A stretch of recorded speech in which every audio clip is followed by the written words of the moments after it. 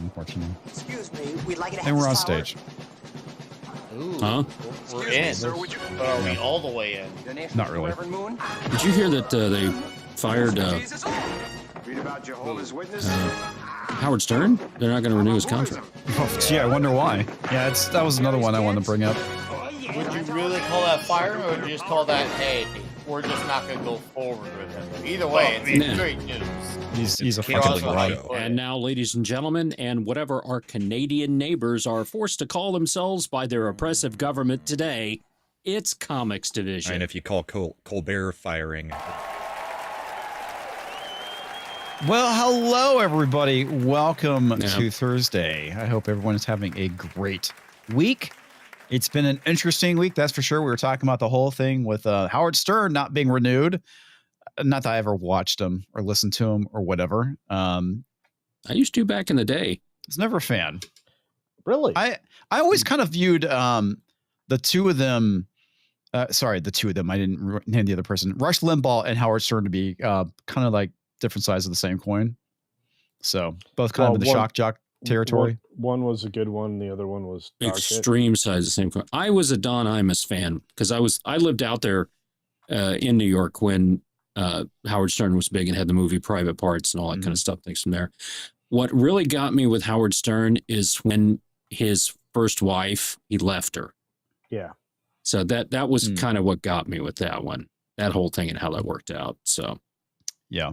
she was a fan favorite. I never listened to him. It's just like whatever. You Shock wave it jock. away like you do a fly. Yeah. Anyway, here's the rest of the panel because I turned the backstage off so I could not hear them. Oh, okay. Hey, you wearing that Midget Man comic shirt that I got you? No. Oh. I'm wearing a Feel the love. Thank you. Yungo Montoya says, stop saying that. You killed my father. Prepared to die. Prepared to die. Yeah. It's the Batman meme where he's slapping Robin, except it's Yungo Montoya slapping the five-fingered man or six-fingered man. Six-fingered man. Five-fingered man. We all have 5 fingers, except this guy had 6. Anyway. Hi, everyone. Gina Carano also settled her lawsuit with Disney, which should be interesting. They clearly did not want Discovery to happen. No. They probably had to write her a big ass fucking fat check. Yeah. She was probably set for life beforehand, but she's definitely set for life now. Well, the public statement alone was rough. That they had to put out saying, "Oh yeah, she was nice. She got along with everybody. And we look forward to working with her again." I was like, "Yeah, that's going to be good." It was only due to the fact that we wanted her to go through a struggle session that she said no to. Yes. So we could not indoctrinate her into our neo-Marxism. Yeah. Yep. Oh man, it's too bad. I would have loved to see Discovery on this. Oh yeah. But I kind of. I'm glad for her. I'm sad for us. Yes, glad for her, sad for us, because it would have been beautiful. Amazeballs. It could have potentially destroyed Disney as a company. It would have. I'm willing to Thus wager. the settlement. Yeah. Discovery would have opened them up to so many different attacks from different lawsuits for all of the various reasons, including the fact that, believe it or not, within various levels, they enforced a lot of illegal things due to DEI that would have put them in civil rights hawk forever. Yeah. Well, here's my question on that. Since we had already gotten into the discovery phase prior to trial date, I'm wondering if there was some stuff that already came out between the two parties where Disney is sitting there going, they know this thing. We can't let them know this thing. And the trial's coming up in about 3 weeks. We need to do something about it. So I'm wondering if there was something they were about to get that Disney was really sweating bullets about. It's like, well, okay, she's not backing down. We need to do something about this. I thought the trial was set for 2026. Yeah, next year. Oh, was it? Okay. Yeah, beginning or right around the beginning of next year. Okay. That's For part some of the reason, I was why thinking it's it was such a surprise that it just happened, because nobody expected anything to be done in 2025. Yeah. Well, like I said, there had been some really damning guys, stuff that be brought up. So right, but don't forget, I mean, they just had not a great earnings call, no matter what anybody tells you, and they also have to try to pass this NFL bullshit that's smoke and mirrors right now through the Trump administration at a time when Trump doesn't really like Disney all that much. no. Well, I mean, not a lot of people like Disney at the moment. And Well, and Karen McCarthy's lawsuit is still out there over the Acolyte. We haven't gotten any news. I mean, that's been a black hole as far as any information coming out. So, which lawsuit is that? So, I mean, they've had so many. Karen McCarthy claims wrongful termination. She got hired, allegedly, to be the showrunner for The Acolyte. And when she went through all of the expense to move to the UK, set up an apartment, then they said, oh, we don't need you anymore. Here's $5,000 to go away and shut up. And she's like, I'm not taking that because I took this and passed up sugar. All this. Yeah. Which, could have been. Was that real cane or sugar, or was that it was the Apple show. She had an offer to be a showrunner on that show. Because brown sugar has a totally different meaning. Yes, I listen to the Rolling Stones. Yeah. It's totally different. It tastes so good. Yeah. So that lawsuit is still sitting out there. Heroin?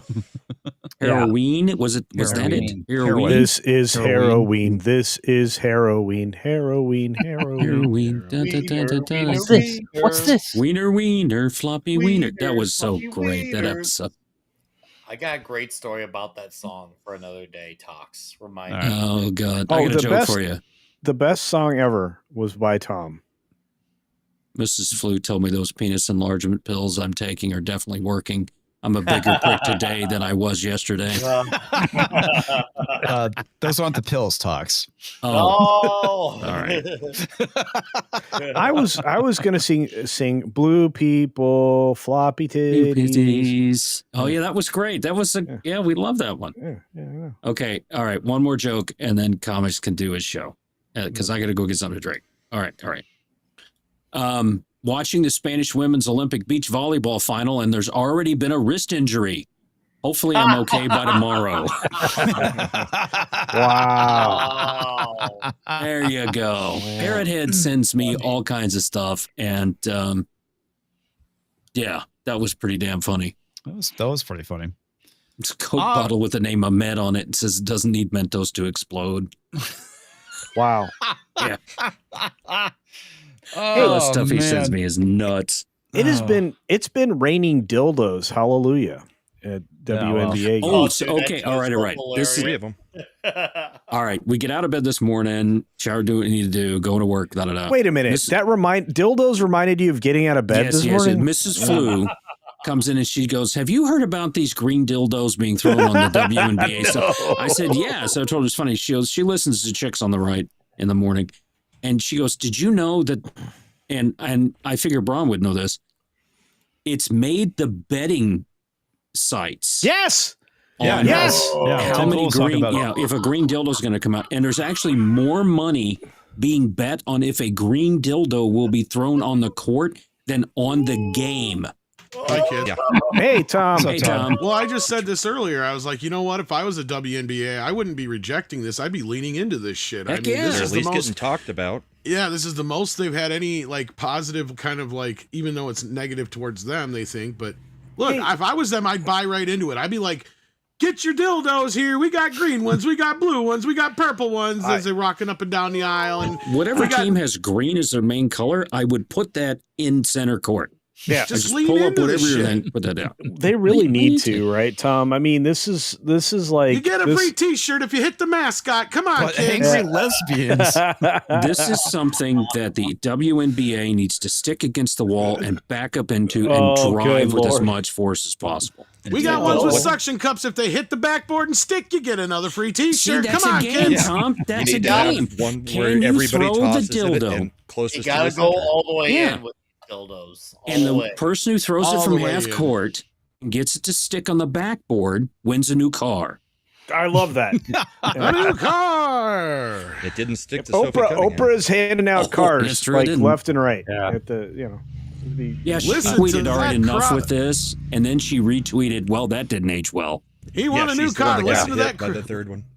Listen to that crowd go wild. Oh, Sophie Cunningham. But I think it's kind of funny that this is the most I'll do attention the 'em. WNBA has gotten in forever. Hey, look, Well, all they outside were of Caitlin Clark, yeah. That's true. all they were asking for was to be paid what they are worth or We're whatever. worth. Oh, and you, they got you that. mean they should be paying the NBA money? Oh yeah, I mean, 48,000 each. yeah. No, but look, I think this is a way to make sure they get paid what they're worth. Throw floppy green wangs at them.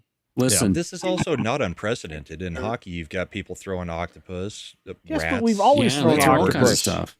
Yeah. Now, I wouldn't throw a Madhouse burger at the United Center on that. Those are too good. But That's oddly specific, but okay.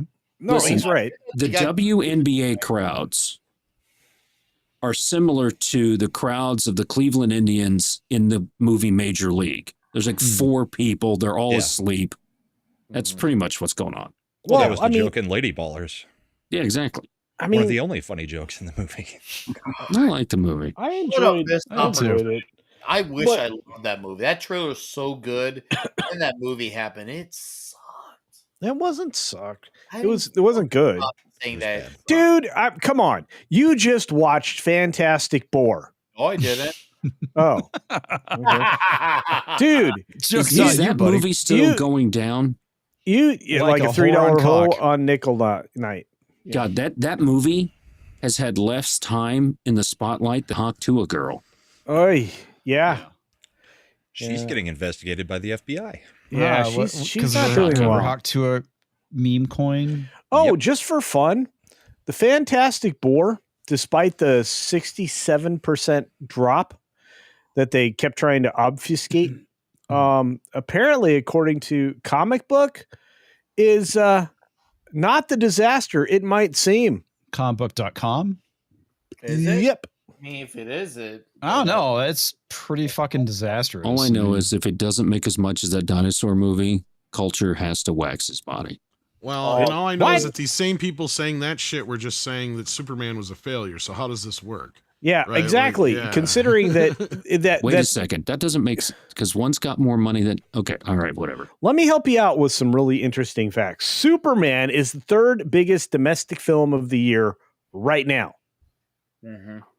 That's honestly not saying a whole lot. Well, it's beating Does out the it's NBA have a beating out clear the bag policy. yeah, but this is something I was going to talk with Tom about tomorrow. It's Thi- the first superhero movie since Deadpool and Wolverine to clear $500 million. Let's That's be real. also true. Nick watches none of this shit. And I'm going to say this. Shit. Just not all- Superman is ahead of the dinosaur movie that didn't have any dinosaurs in it by $2 million. And it's, many weeks behind the release of the dinosaur movie that didn't have any dinosaurs in it. It had dinosaurs, just not enough of them. Okay. Are you going to have any dinosaurs in your dinosaur movie? But anyway. I made the meme. Did you see that? No, I didn't see it. Where is it at? I go and find it. I made the meme. All right. So 800 I know that Culture has a raging hard on. I mean, sorry, headache. So Hence the headache. I didn't. Yeah, hence the headache. Is I that why didn't he's yelling pan. at us? I didn't Yes. pan the camera down. See this? but anyway, we do have some things to talk about. We'll get back into the Gina Carano stuff in a sec. But the big thing here is the earnings call that happened the other day. And yeah, it's been interesting, to say the least.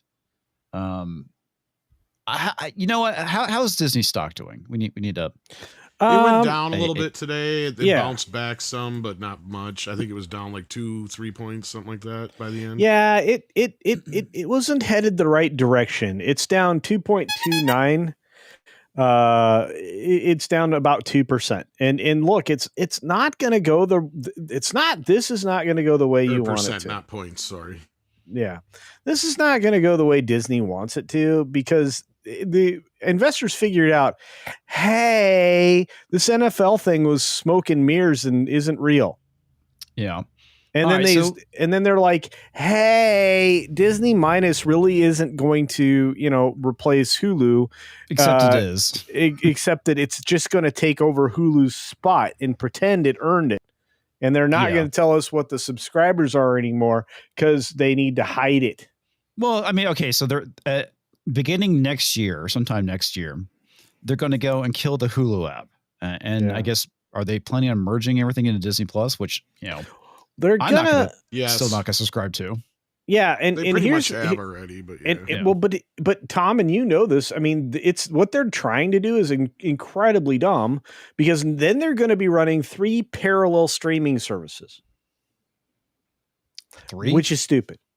The redundancy is killing them financially. Oh, okay, all right. What's I'm only aware of 2. What's the third one? Oh, ESPN. The new Okay. ESPN. I just realized ESPN.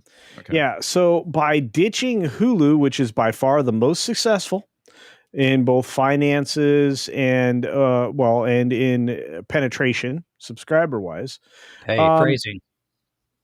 Well, no, it's Indeed. market Is it penetration. deep Anyway, penetration? it's going to be very bad, and it's the same problem that HBO created by ditching HBO Max and going to Max, and then having to go back to HBO Max again. So I think that was the biggest blunder on that side of the equation. But the fact that they think that Disney Minus is an appeal is ridiculous. We had a wonderful scholarly discussion on this morning. I honestly thought it was going to the other opposite direction. I thought they were going to get rid of Disney Plus and just roll it into Hulu. No, they were going to make Hulu a blade. It was called If they Project were smart, Heart. they would have. Yeah, that's the Yeah. problem. But here's But they're the not thing. smart. We know that. They're thinking that Disney is the bigger brand, right? It's and they not. don't see a sense in having 2 different streaming services, which under normal circumstances, if you were Warner Brothers, Peacock, one of the other guys, totally makes sense. But when you're Disney, it doesn't make sense. Why? Because you've already cannibalized your fucking main programming by making Disney Plus this thing that it isn't, by having all the Fox and other kind of things on there and non-family oriented shit. And then you've mixed that too much with Hulu, where you don't know where one begins and the other ends. And unless you're somebody who knows how to run the parental things, and chances are most of the time your kids are going to know how to bypass that shit anyway.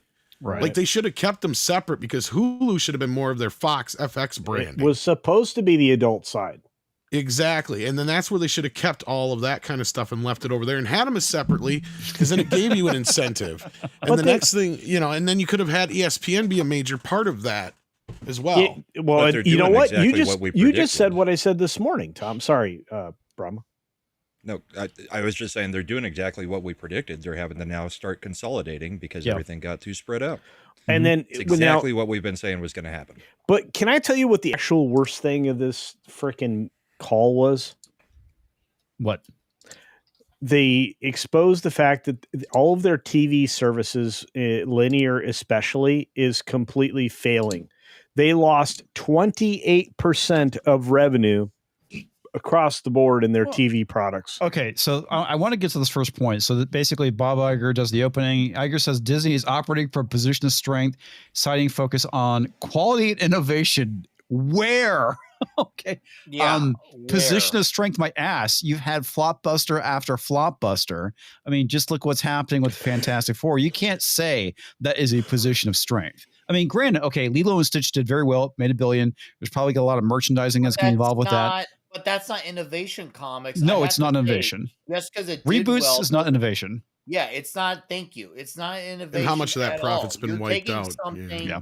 You're taking something that was successful, grew a bigger fan base throughout time, and you're just saying, okay, well, rather than expand on it, we're just gonna redo the first movie with a twist to it. And that's all they did.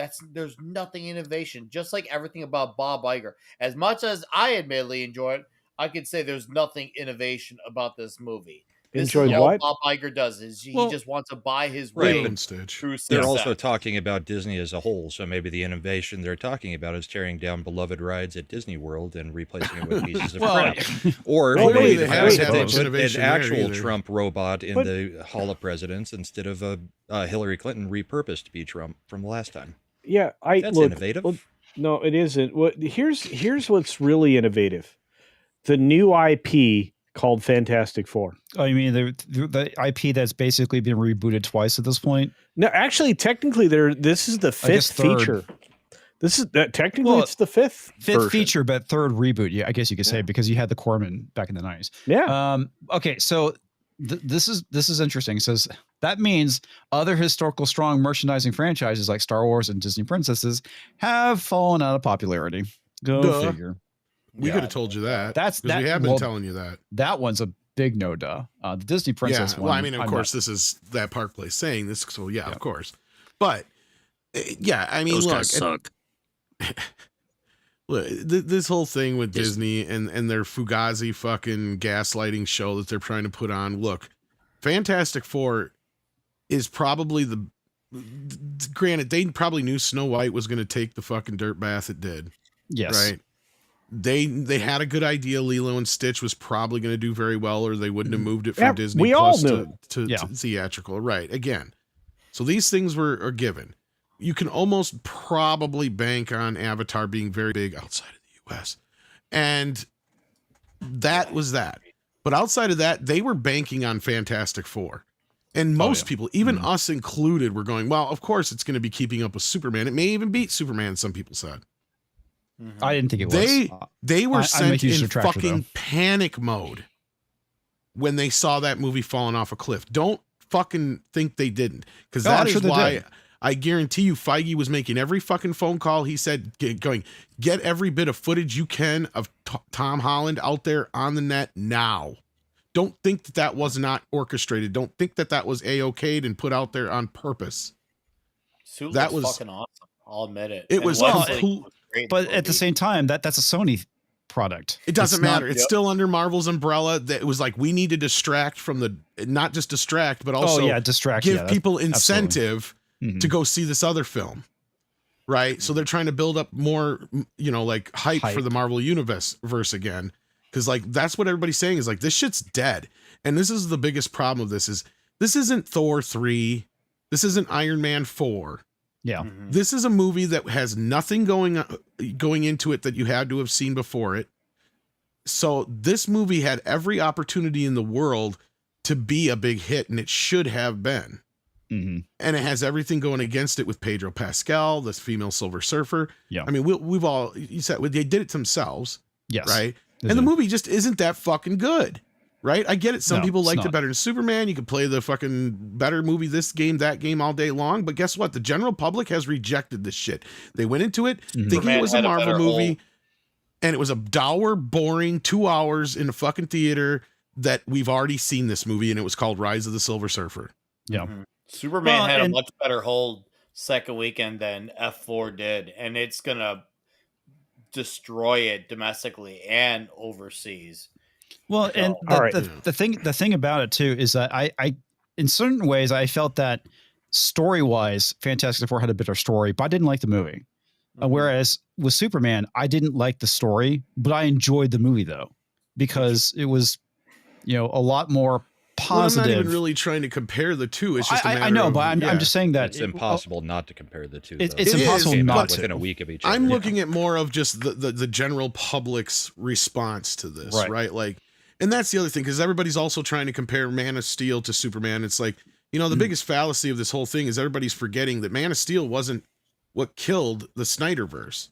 No. It was Batman v Superman. Everybody fucking keeps forgetting that. I don't forget that. No, I know we don't, but like in the arguments, it's like, yeah, you can compare Superman to Man of Steel all damn day if you want to, but here's the difference.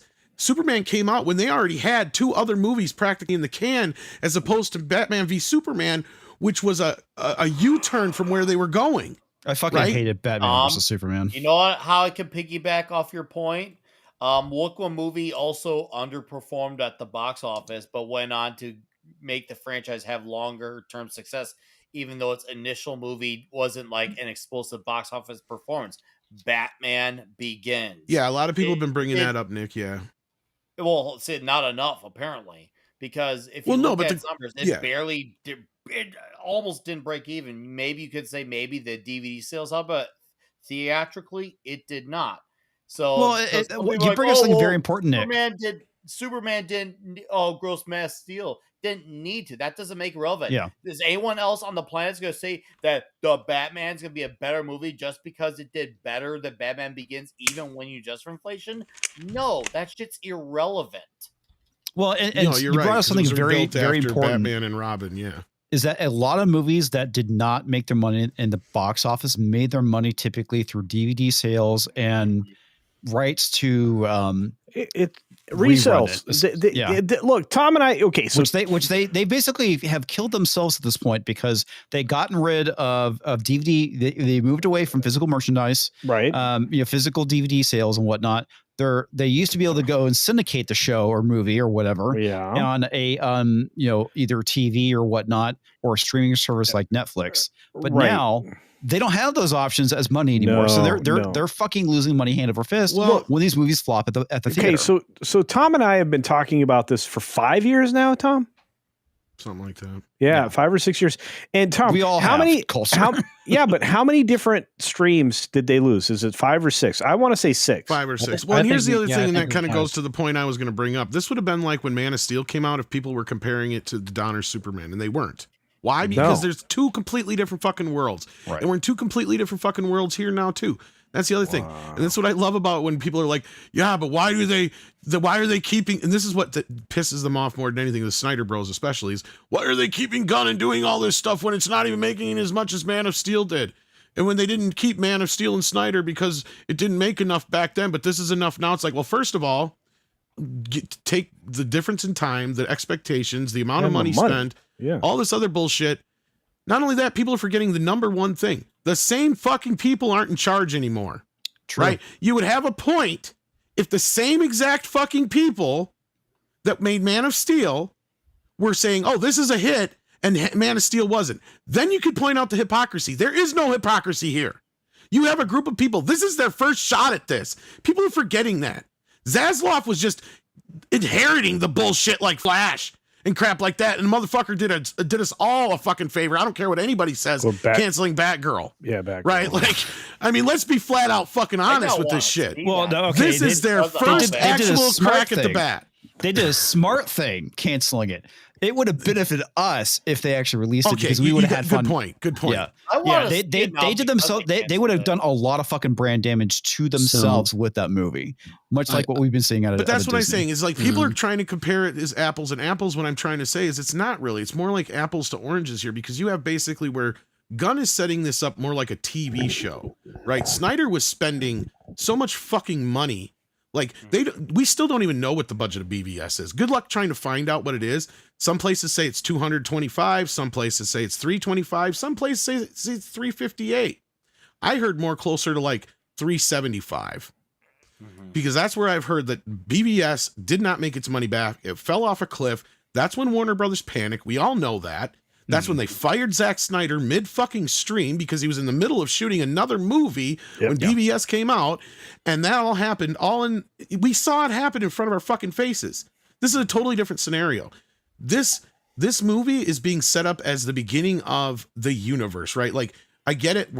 Most of us wanted them to go into it like they did the Marvel universe, and they're kind of doing that, but they're also doing this other thing where it's the building of the universe. And what tells me is that his next movie is going to have to do with more than just Superman. It's going to have to do with all these characters, and it probably is going to be like a de facto Super Friends film. It's Supergirl. No, Supergirl is not his. That's already done. No, the one that didn't you see that today? They announced during or it was yesterday or today when they did the earnings thing. Well, you're saying the next film. The next film is going to be Supergirl. The next Gunn film that he is specifically directing and writing.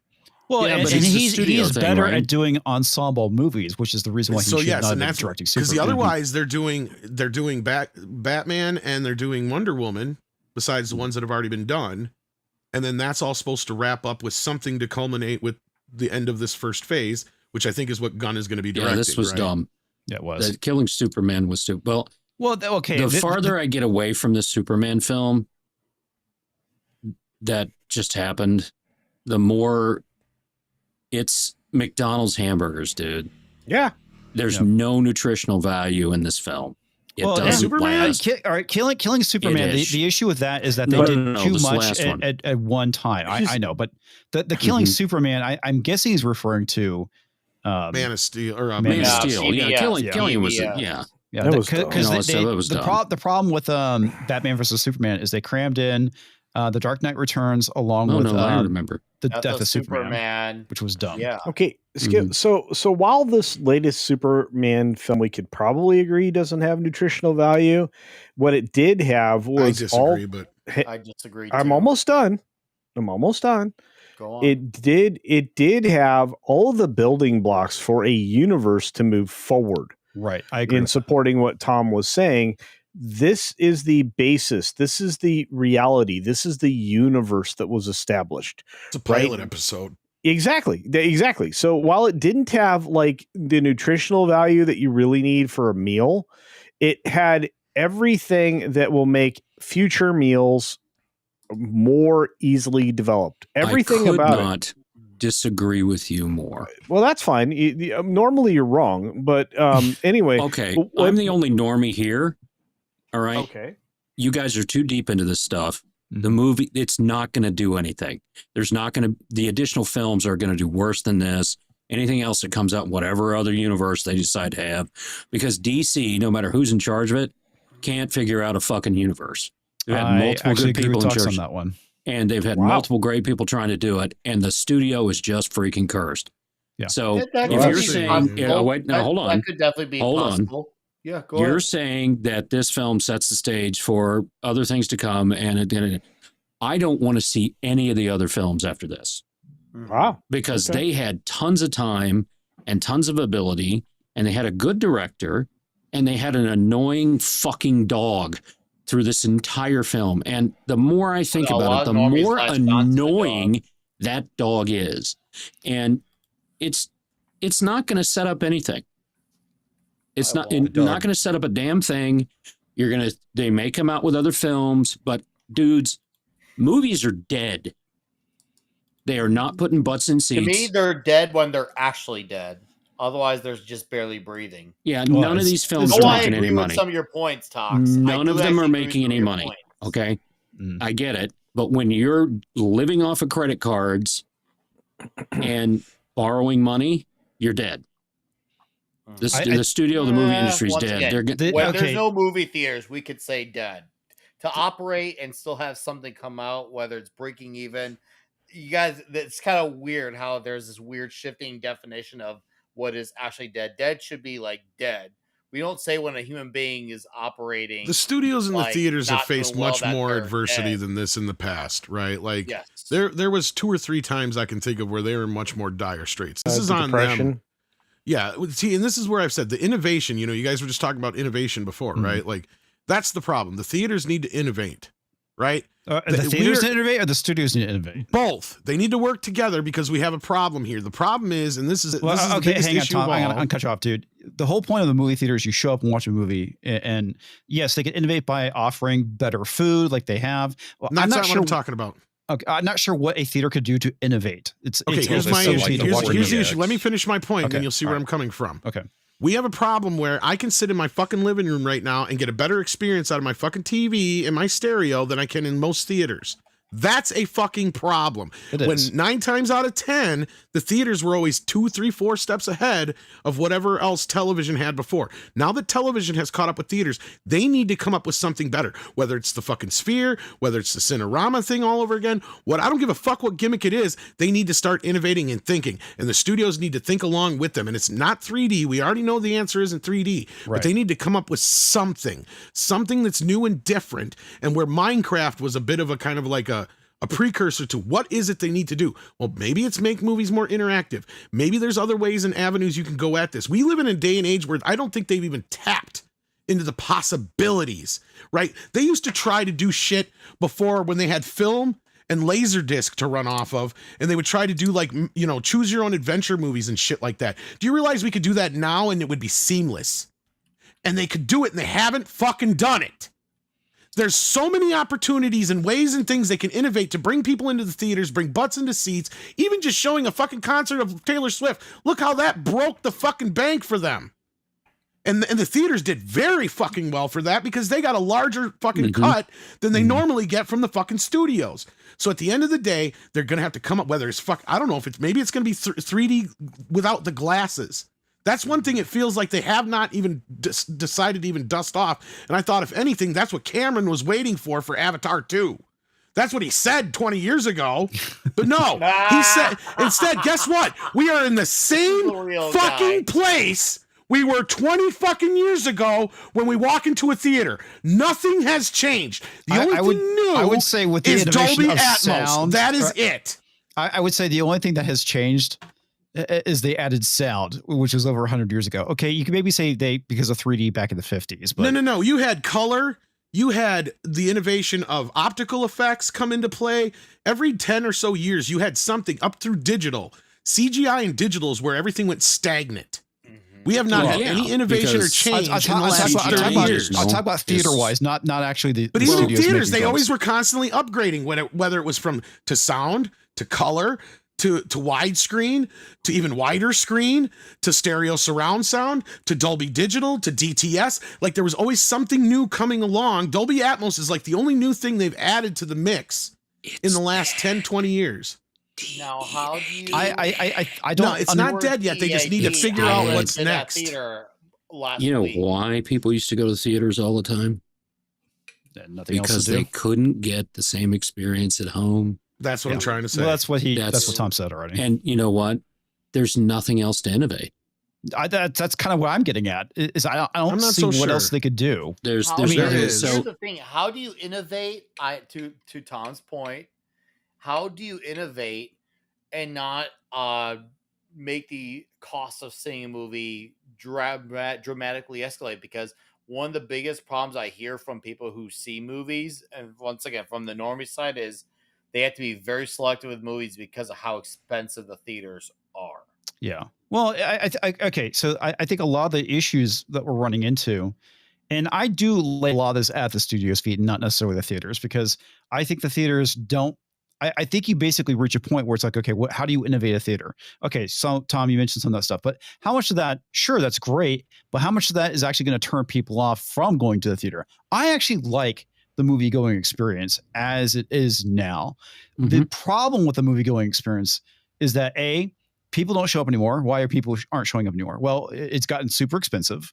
I mean, shit. I mentioned about how I basically spent $60 just for my wife and I to go see 28 Years Later, buying the tickets and the food. And that's on top a cheap of that, horror film. Yeah. And yes, exactly. It's a cheap horror film. And on top of that, it's also a cheap ass date though. I mean, I remember when you used to be able to go to movies. I'm not talking about used to. $20. Take your fucking wife out to a standard restaurant. I'm not talking about McDonald's, and I'm not talking about a fancy 4-star restaurant. Just a standard restaurant. It's about and the you're going to same. spend exactly. You're going to spend the same amount, and you're not going to get a fucking show. Yeah. Right? I get it. I get people's gripes when it comes to the amount of money you pay, but Yeah, but I to have a me- better chance of liking the meal than I do the movie.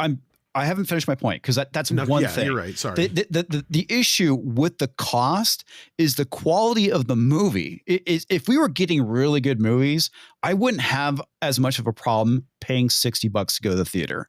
But the problem is And the theater wouldn't need to do anything. The majority of what we're getting right now is fucking garbage.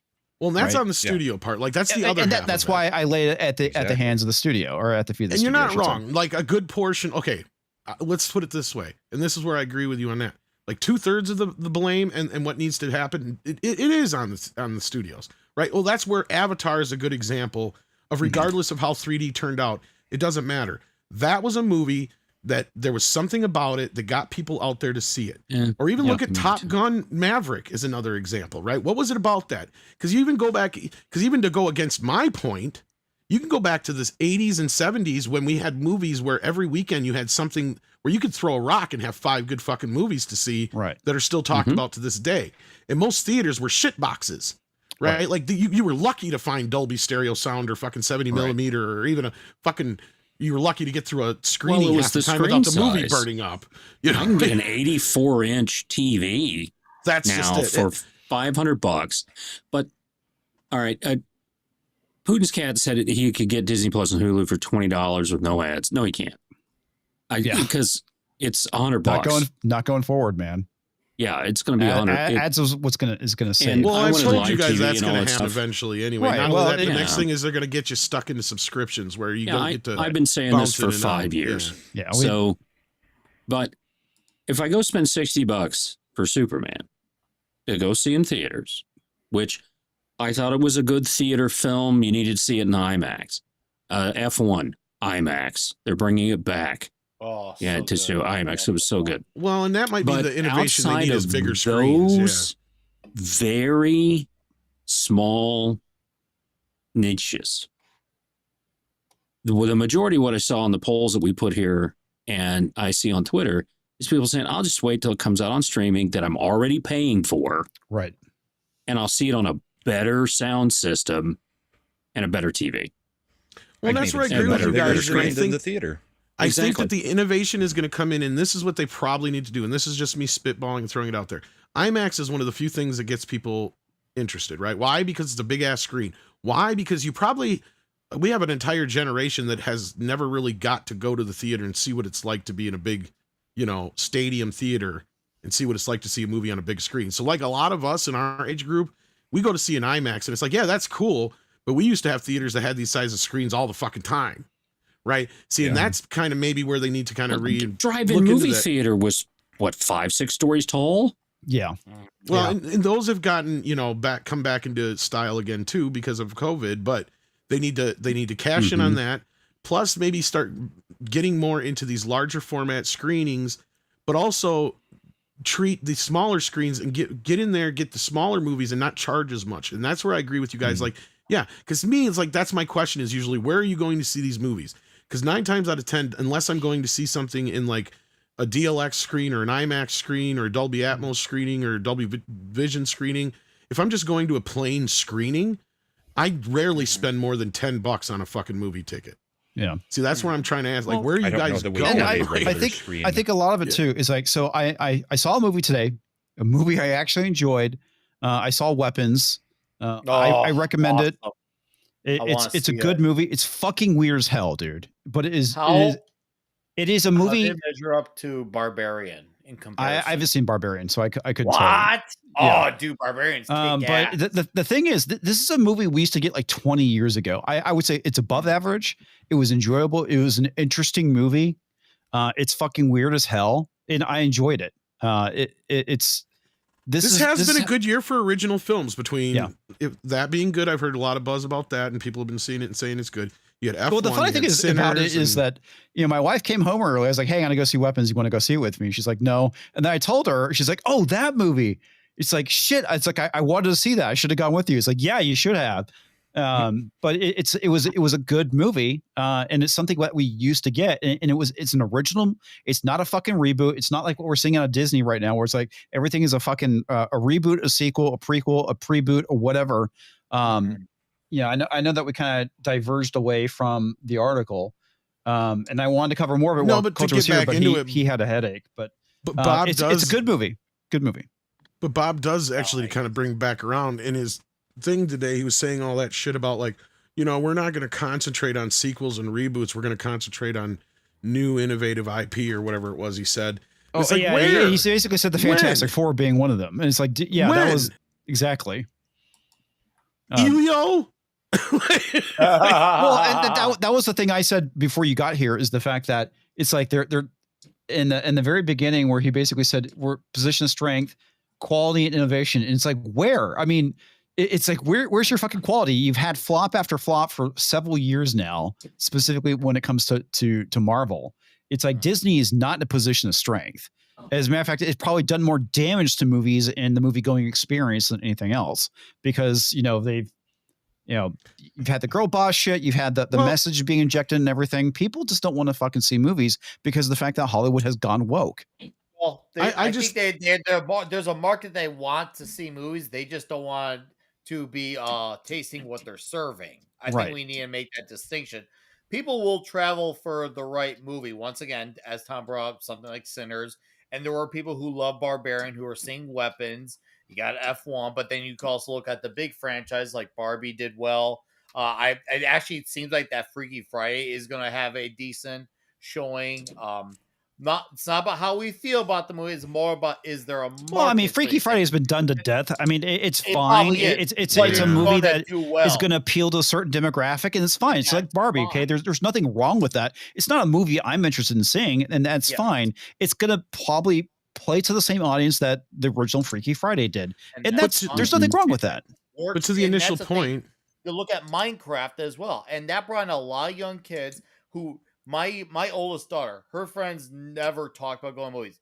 All of a sudden, out of nowhere, they needed to see Minecraft.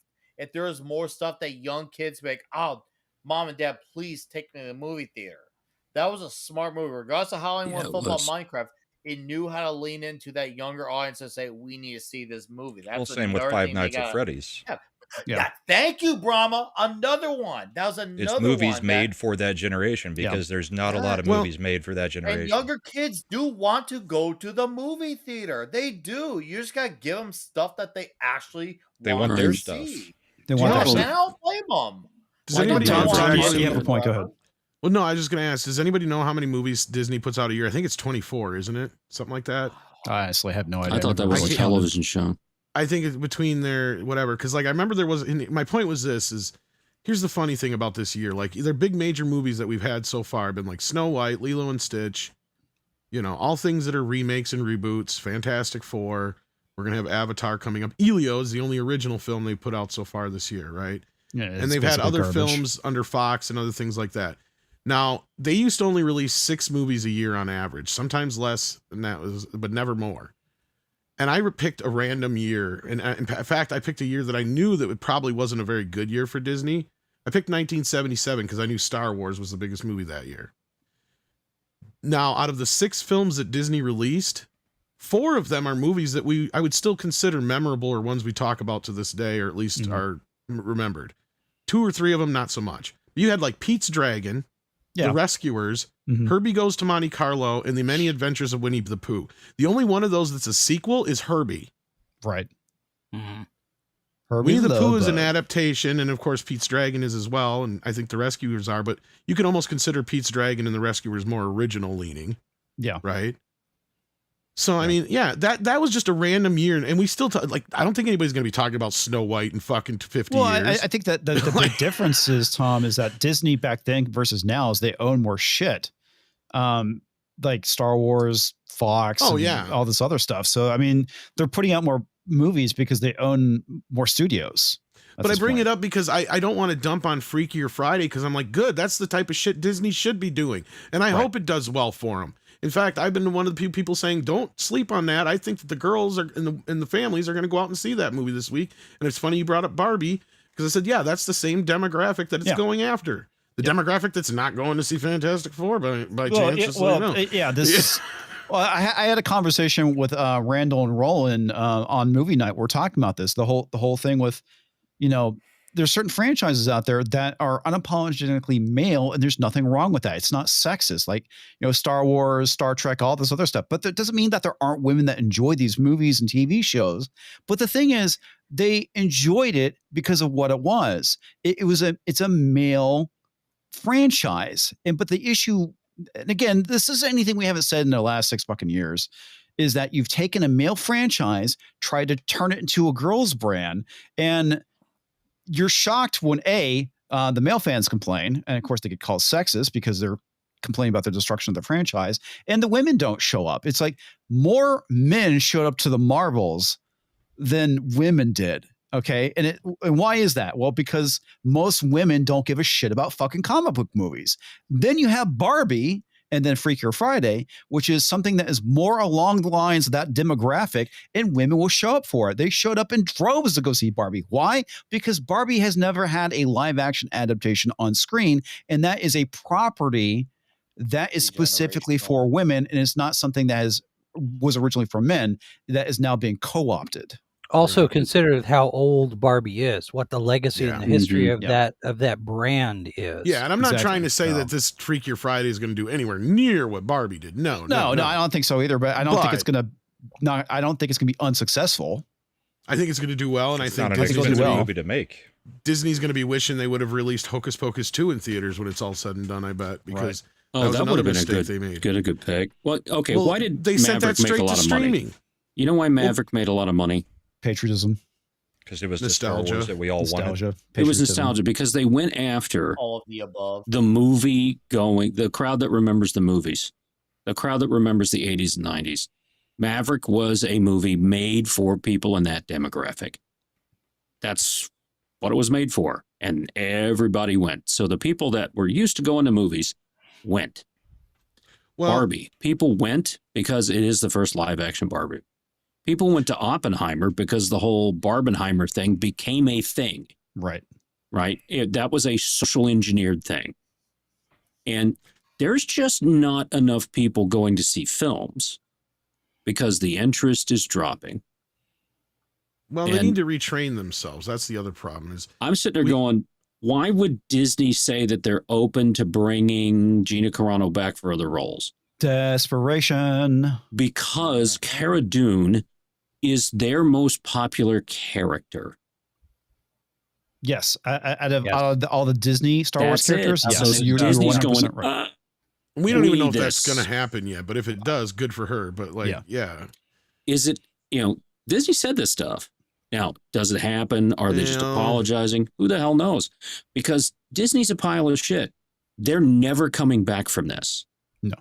The parks are not dying, but they are nowhere near where they used to be. Well, the issue is that, and this is what gets covered in the article, is that they basically said that they're raising prices because, again, park attendance is down. And just like with anything else that they've been doing, Just like comic books. just like So, comic books, just like You know what's going to theaters. happen in 15 years? Rip-a-land. Hey, that'd be Watch kind it. of cool. I would like to Mhm. see. I would like to see something with the salvage. Young Rip-a-World. Badass. Well, Yeah, and if Ripple you World. if you look at Disney's stock price from Disney will sue him for ISIM. It'll be funny. over the 5-year track, I made Nick spit. March 2021, which is about when Gina got fired. That's when Disney stock price was at its highest, at 127 and some change. And They since treated then, they treated some that they- people liked. Treated it like Yeah. shit. well, they fired her, and you look at the stock price, it almost it dips, it comes up just a little bit, and then they had the board vote where they decided to Yep. keep everybody instead of put Nelson Peltz on there, and it immediately drops again and starts to come back up. It is not recovered to the same place where it was prior to them firing Gina Carano, Well, okay. and I don't think it will.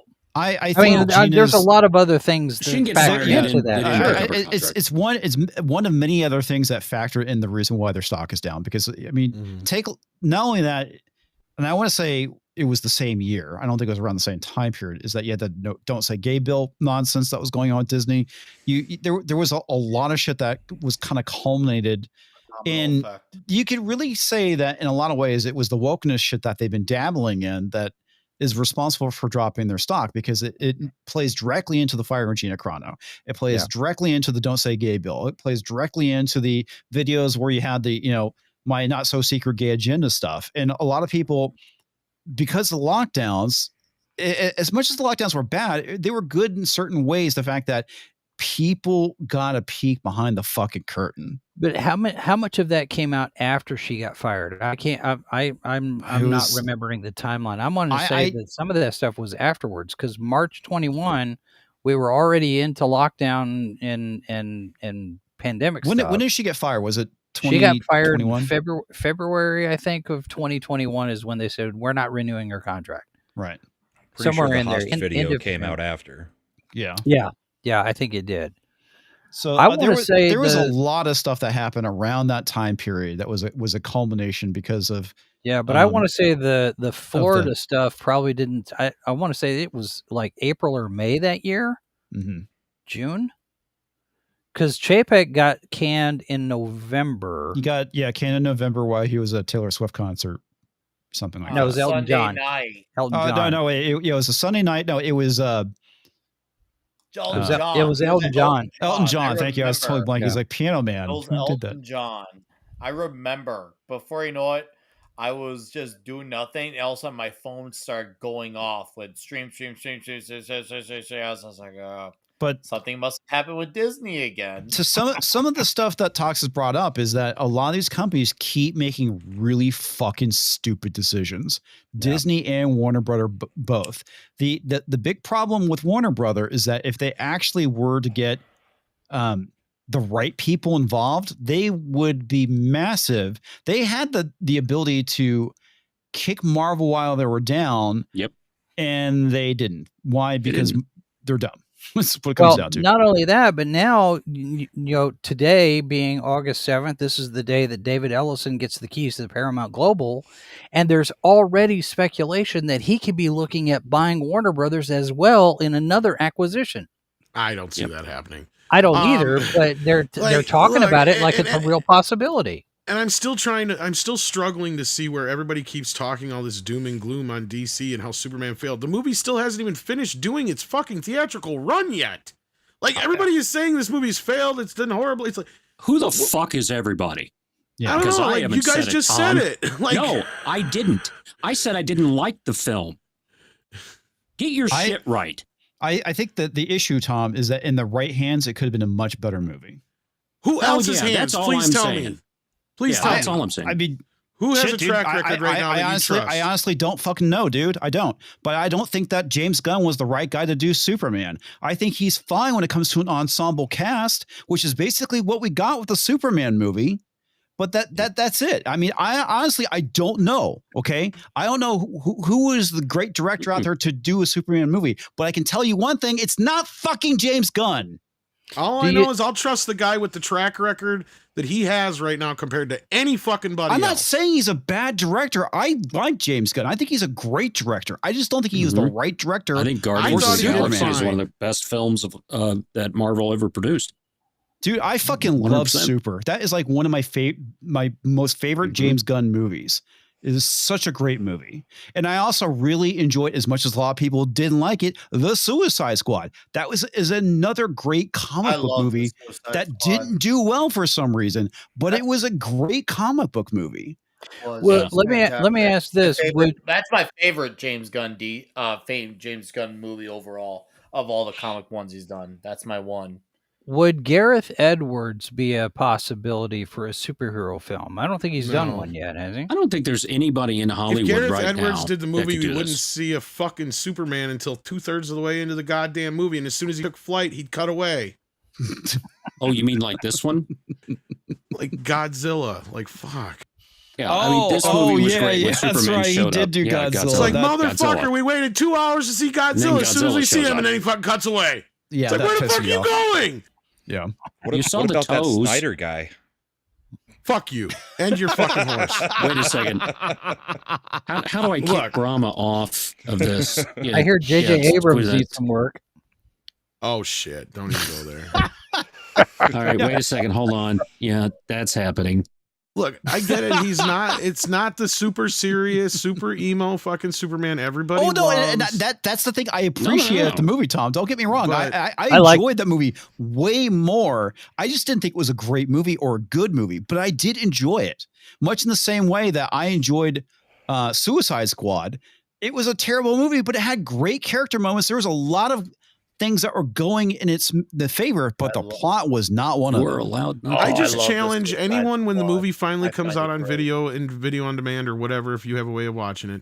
I challenge anybody to watch like a couple episodes of the original Superman serial, not the George Reeves show, the original Superman serial with Kirk Allen. Watch a couple episodes of Lois and Clark. Watch a couple episodes of the 90s animated series. Then watch this movie. And tell me that Gunn does not understand the Big Blue Boy Scout. See, that's where Nick and I have been trying to say for a while. Like, I get it. A lot of people who aren't what I would consider diehard Superman fans didn't really like or get this movie. I get it. And people are kind of pointing the finger and saying, oh, James Gunn. I didn't see as much of a... This was like the least James Gunn movie of all his James Gunn movies, in my opinion. I would agree. And I've seen the movie 3 times now. Right? Like, and every time I see it, there's new things I find and I appreciate with it. It was kind of like, it reminds me of Deadpool and Wolverine. Because like everybody was like, oh, it's a turn your brain off and it's a fun movie. I'm like, no. Turn your brain back on and rewatch this movie. Yeah, it's a lot more clever than you give it credit for. Now, I'm not Deadpool, saying Wolverine, that Superman totally has a better, watchable. like, look, it probably has all kinds of plot flaws that because I know I've picked out a few myself. But Yeah. unlike Fantastic Four, where I can overlook some of those plot flaws in Superman because I can go, oh, it's just a comic book. Fantastic Four takes itself way too goddamn seriously to where those plot flaws stick out like a sore thumb, to where I can ignore questions like, how did they get Wi-Fi in the fucking alternate like little universe pocket zone? Like, well, I mean, there's a lot of shit wrong with that movie, but for me, the ultimate issue is, okay, you cast one of the worst people to play Reed Richards, which is Pedro Pascal, which is honestly, he is the biggest reason why I don't like that movie. I fucking hate him as Reed. Was he terrible or was he just not good? He was just Pedro Pascal in the movie. Yeah, I have So said he was Pedro Pascal did a decent job playing Reed Pedro Richards Pascal. as a squish. He's As a Reed Richards squish? as a squish. He doesn't have a spine. He's not Oh. he's not a leader. He's not authoritative. He's not Reed Richards from the no, comic he's books. basically He's he's a squish.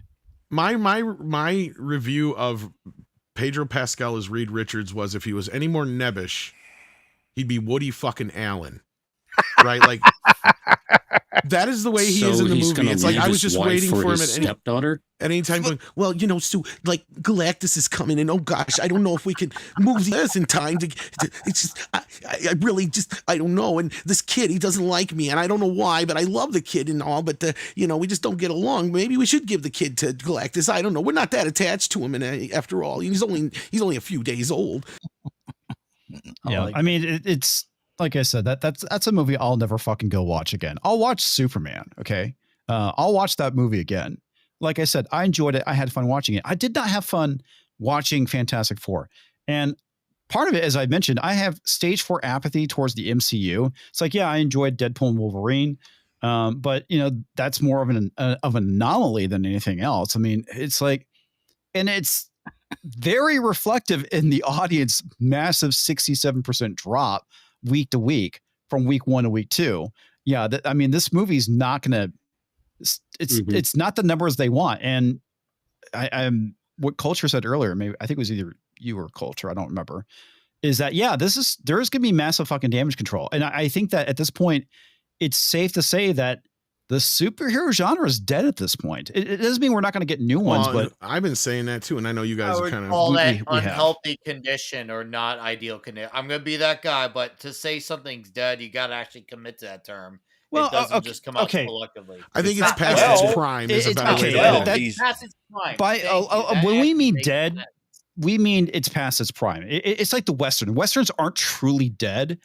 We still get Westerns, but the as a genre that where we got a lot of movies, it's fucking dead. But we still get Westerns on occasion. But we have enough hindsight now to where, yes, you can compare it to the Western.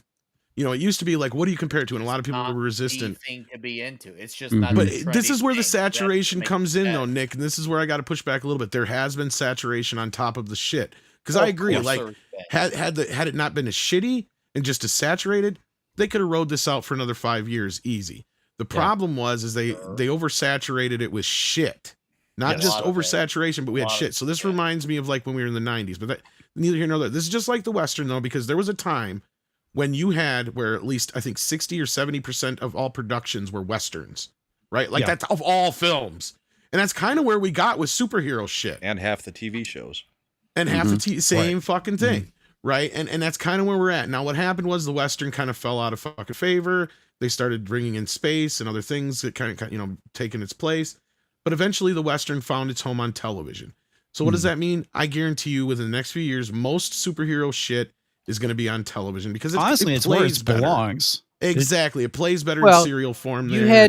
You had how many years of the Arrowverse? We've already had superheroes on television for how many years? But I mean, I think it's going to be more of it's going to be more of like that's just where it's going to. We're talking about good superhero TV series. Really good Batgirl series that had this black chick playing Batgirl. Oh my God. Or Batman or whatever. If you want to do a Batgirl series, if you want to do a Batgirl series and bring Dina Meyer back to play an older Barbara Gordon, I'd be there for that. The bigger problem here is what I was going to say earlier is is that the audience needs to be retrained. And this goes into the theater thing, this goes into everything. And what I mean by this is we have an entire, and this is where Martin Scorsese and Tarantino are 100% correct. We have an entire generation that was raised on nothing but Harry Potter MCU bullshit. They do not know how to watch a regular movie, and this is why regular movies fail. And this is why people don't take chances on stuff that they're like, oh, I'll just wait for it on streaming. But that's why I'm happy to see things like F1. And even though I didn't like Sinners, I was still happy to see it do well, because at least it's original films doing well. And that means it's kids a are getting out vampire to see film, them. but it was good. And when I saw Blade, it was just fucking cool. Yes. Okay. That's what it was. And when he was there in Deadpool and Wolverine, that was cool. I know they had all this stuff going on and all these things there. And he's talked about it for years. Well, for a little while, about being on there, didn't think it was going to happen. That was the best part of that film, is that when they made it, Ryan Reynolds was the one that made sure he came in and got to do Blade. He understands what the assignment was. People love Blade. He knew that's what started. Ryan Reynolds? Ryan Reynolds is the reason why Wesley Snipes came back to okay. You're talking about do Deadpool Blade. Wolverine. Got it. Yeah, Got it. in Deadpool and Wolverine. And that, to me, was the best part of the film. Seeing him back there, knowing we got There's 3 only one Blade films. Were all 3 of them really good? No, but we wanted like 6 Blade films. That's the thing. It's like Rambo. You know, we got the Rambo 6, 7 or whatever. We needed to see 6 or 7 Blade films. They were that cool. We got to see how many of those underworld movies with what's her Nick Beckinsale, whatever, being Kate Beckinsale. 26. right.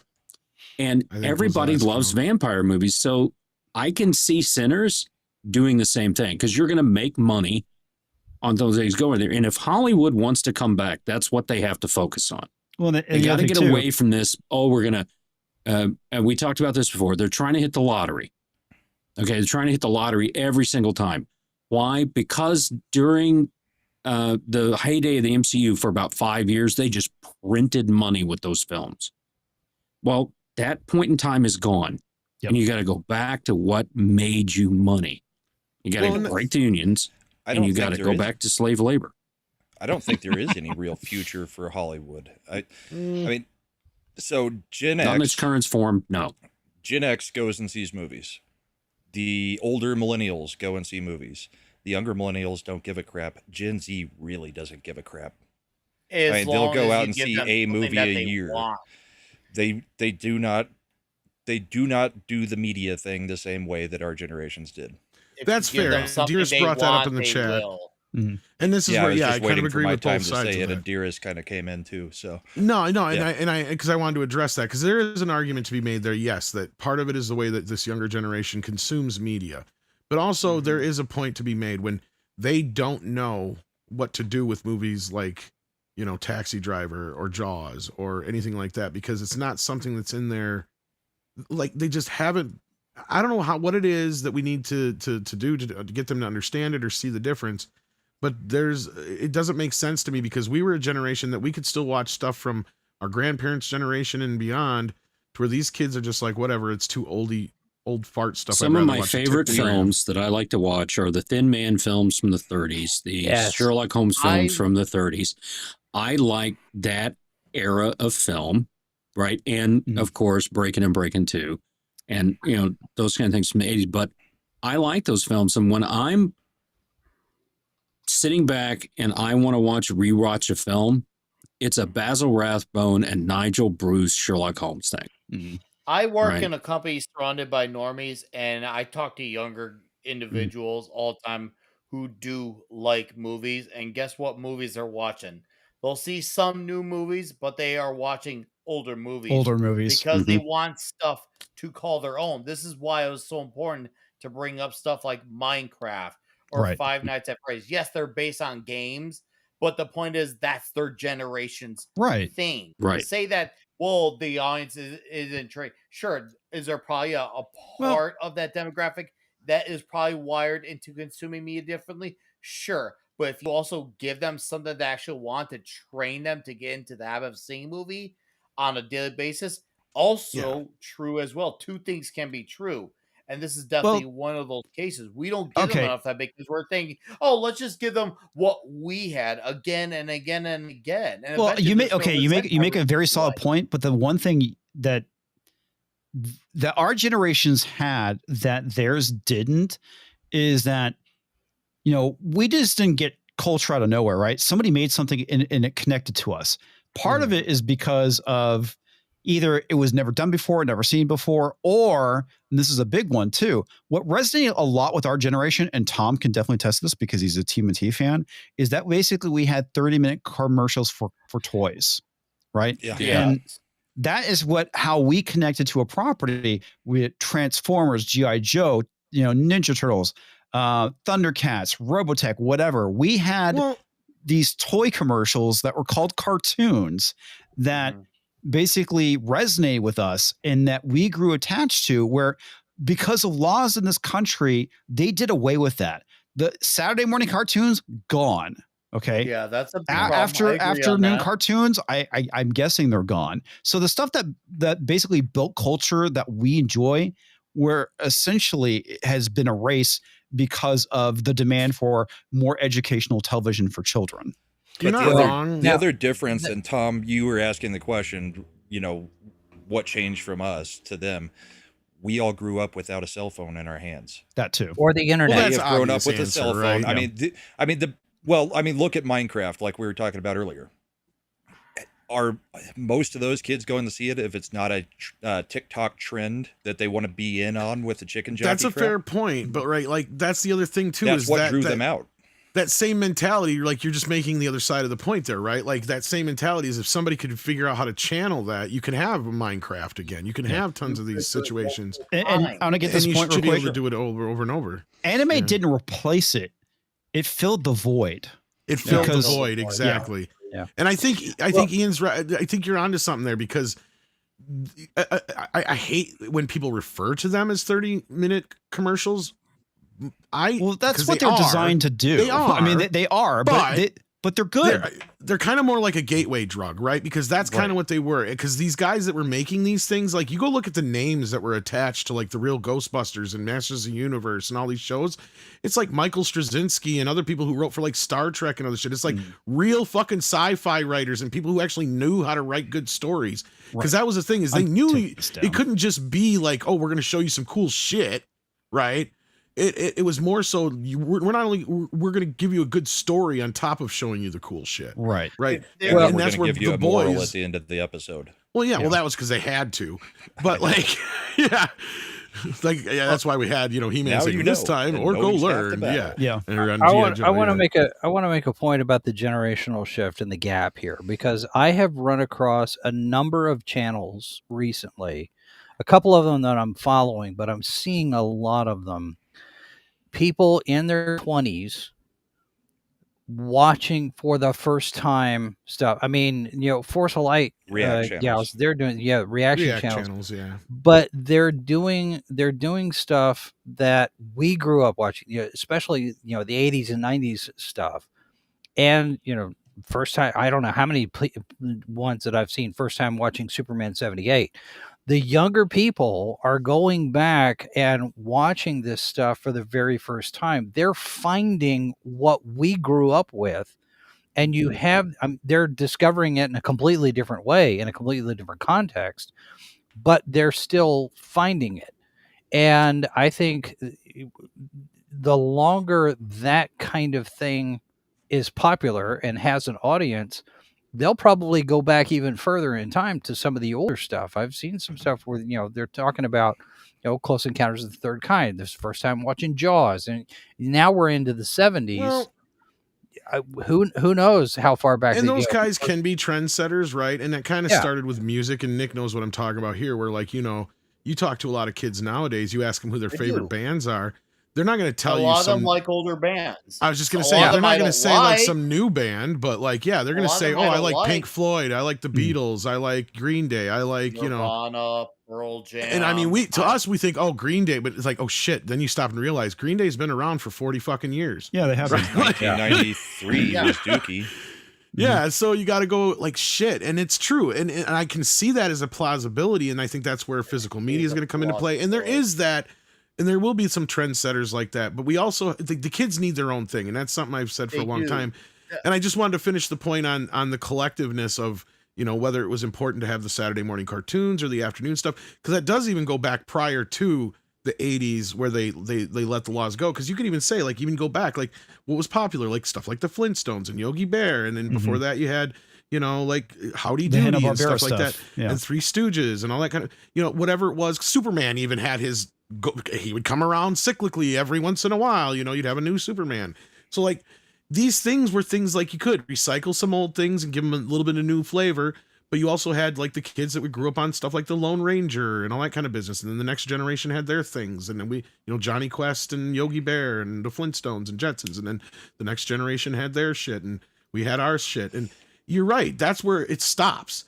And like, I go to my kid's generation and it's like the only thing my kid really had outside of video game properties was like Fast and the Furious, as far as something that wasn't a rehash. I guarantee if a Bluey movie came out tomorrow in theaters, animated movie that was basically just a hour and a half version of what you get on cartoon, it would do very well. I'm not saying it's going to do $1 billion, but that's a new children's franchise that resonates with children and teenagers and adults. It would do well. And that's a newer, much newer property. And it's the only thing that gets watched on Disney Plus, even though it's not a Disney property. It would do very well. And I've not seen only kids does it talk about Bluey. Yeah, not only does it resonate with kids, it also resonates with dogs because it's designed specifically for dogs to watch it. I did not know that. So it is. I did not know that either. Bluey the color would be scheme, a big deal. I guarantee it. I'd bet money on that and win it. I'd win all your guys' Well, it's like SpongeBob. SpongeBob was a big deal for a bit. And it, you know, well, he still kind of is. I would argue he probably is the most recognizable cartoon character to this day. He kind of replaced Mickey Mouse. Yeah, in a way. He's still. And he's at Paramount, and if David Ellison is smart, we're gonna get some. I know you've been trying to get us on that subject, but we'll see how that rolls out here. Yeah, but yeah, Bluey. The color palette on Bluey is designed specifically because of the way that the eyes of dogs are constructed, and what particular colors they're able to see. And you can put Bluey on, and dogs will sit there and watch it for hours. It's funny how with high def TV that animals can actually see what's on the screen now compared to back in the day when we had tube TV and they couldn't see shit. Yeah. All right, we do have super chats when you get to. So yes, quite a few. All the way starting with I am Jaffo for $4.99. My name is Culture Casino. Prison's Wallet. Because thank you. I guess that's what you meant. Interesting fact. I just learned Culture Casino's motto is balls deep and only halfway in. All right, I have to pull this up then. Well, I don't know if I want to pull anything up, but this is why he did that.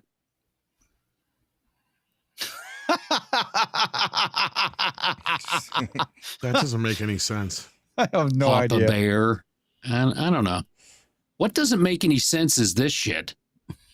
Oh, that makes complete sense. No, it makes complete sense, buddy. I was going to say, what's Don't deny it. Pedro. Your love for Pedro is real, buddy. You're helping him with his anxiety. Yeah. Sure. Is that Tom as Butterbean? Yeah. Oh, I am Butterbean. You just don't know it yet. Dude looks just like me. It's crazy. They didn't even have to put a face on it. Look at that. I got bigger boobs, though. That's the only thing. Nice stats. I do have bigger boobs. Man, I wish I was that fast. I used to be that fast. That's never some shit, man. Fast.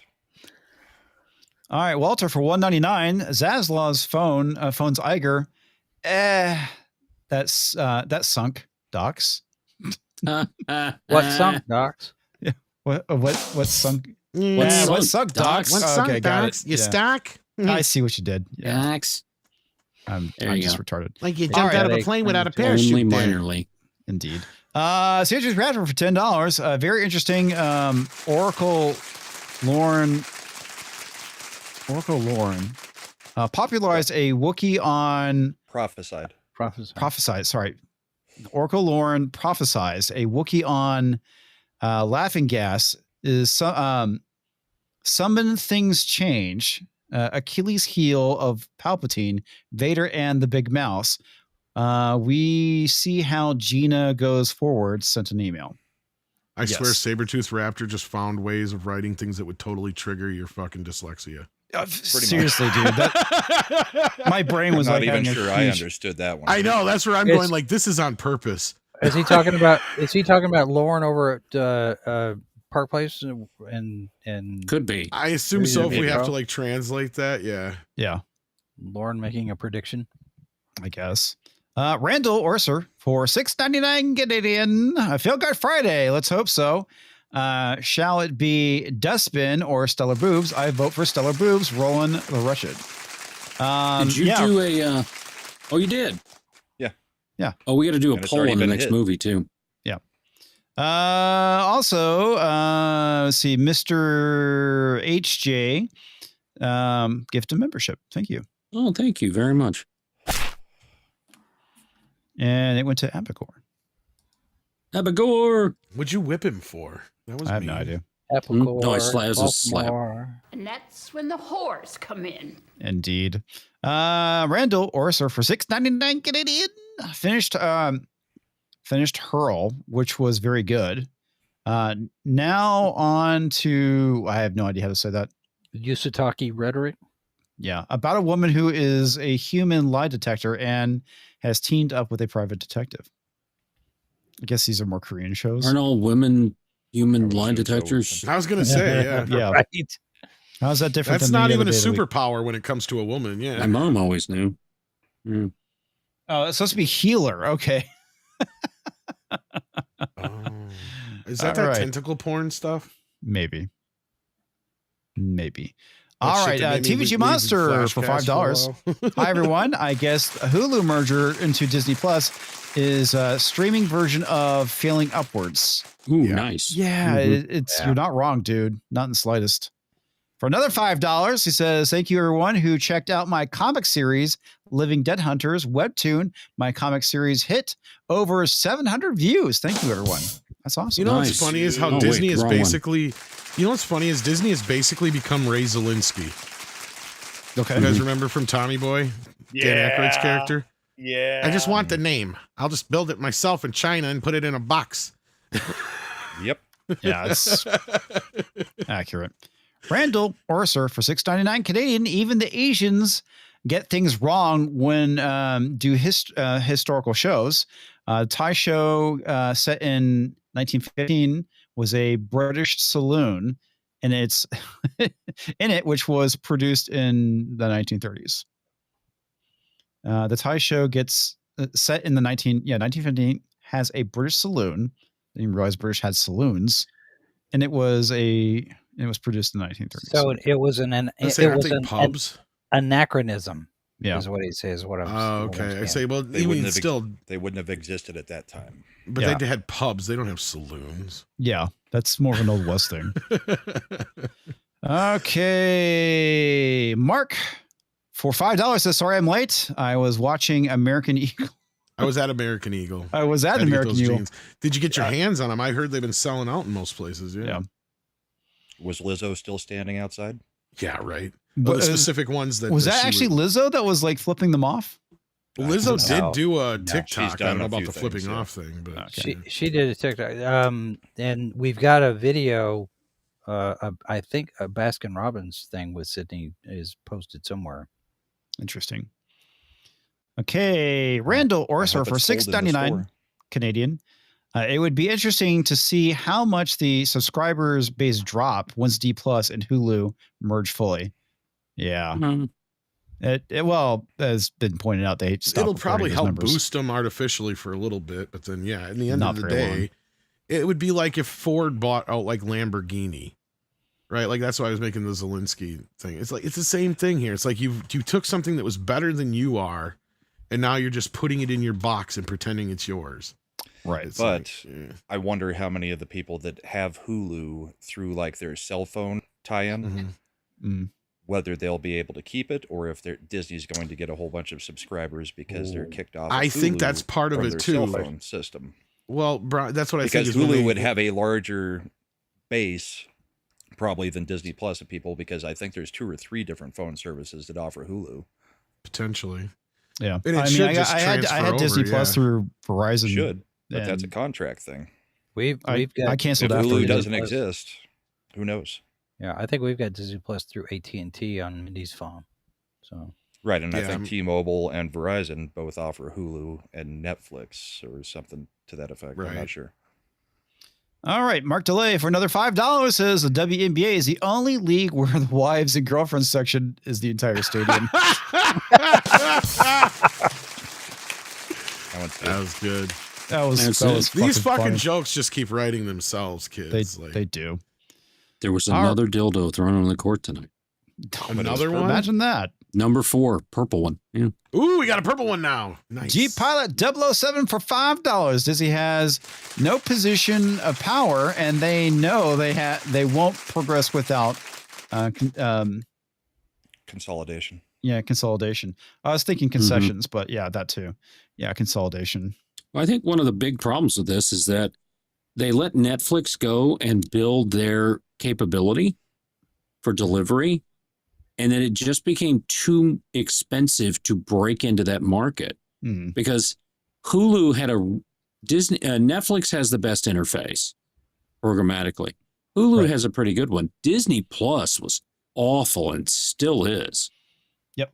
And it took Hulu a while to actually catch up too. It did, but Disney Plus hasn't, because they really screwed up when it comes to developers and things. The funny thing about Amazon, didn't Netflix and Hulu kind of grow up around the same time period though? Yes, but Hulu was always kind of like slower to the game. But like, what's funny is 9 times out of 10, do you realize when you're watching shit on, no matter what you're watching it on, it's being serviced by Amazon anyway, because they have like the servers.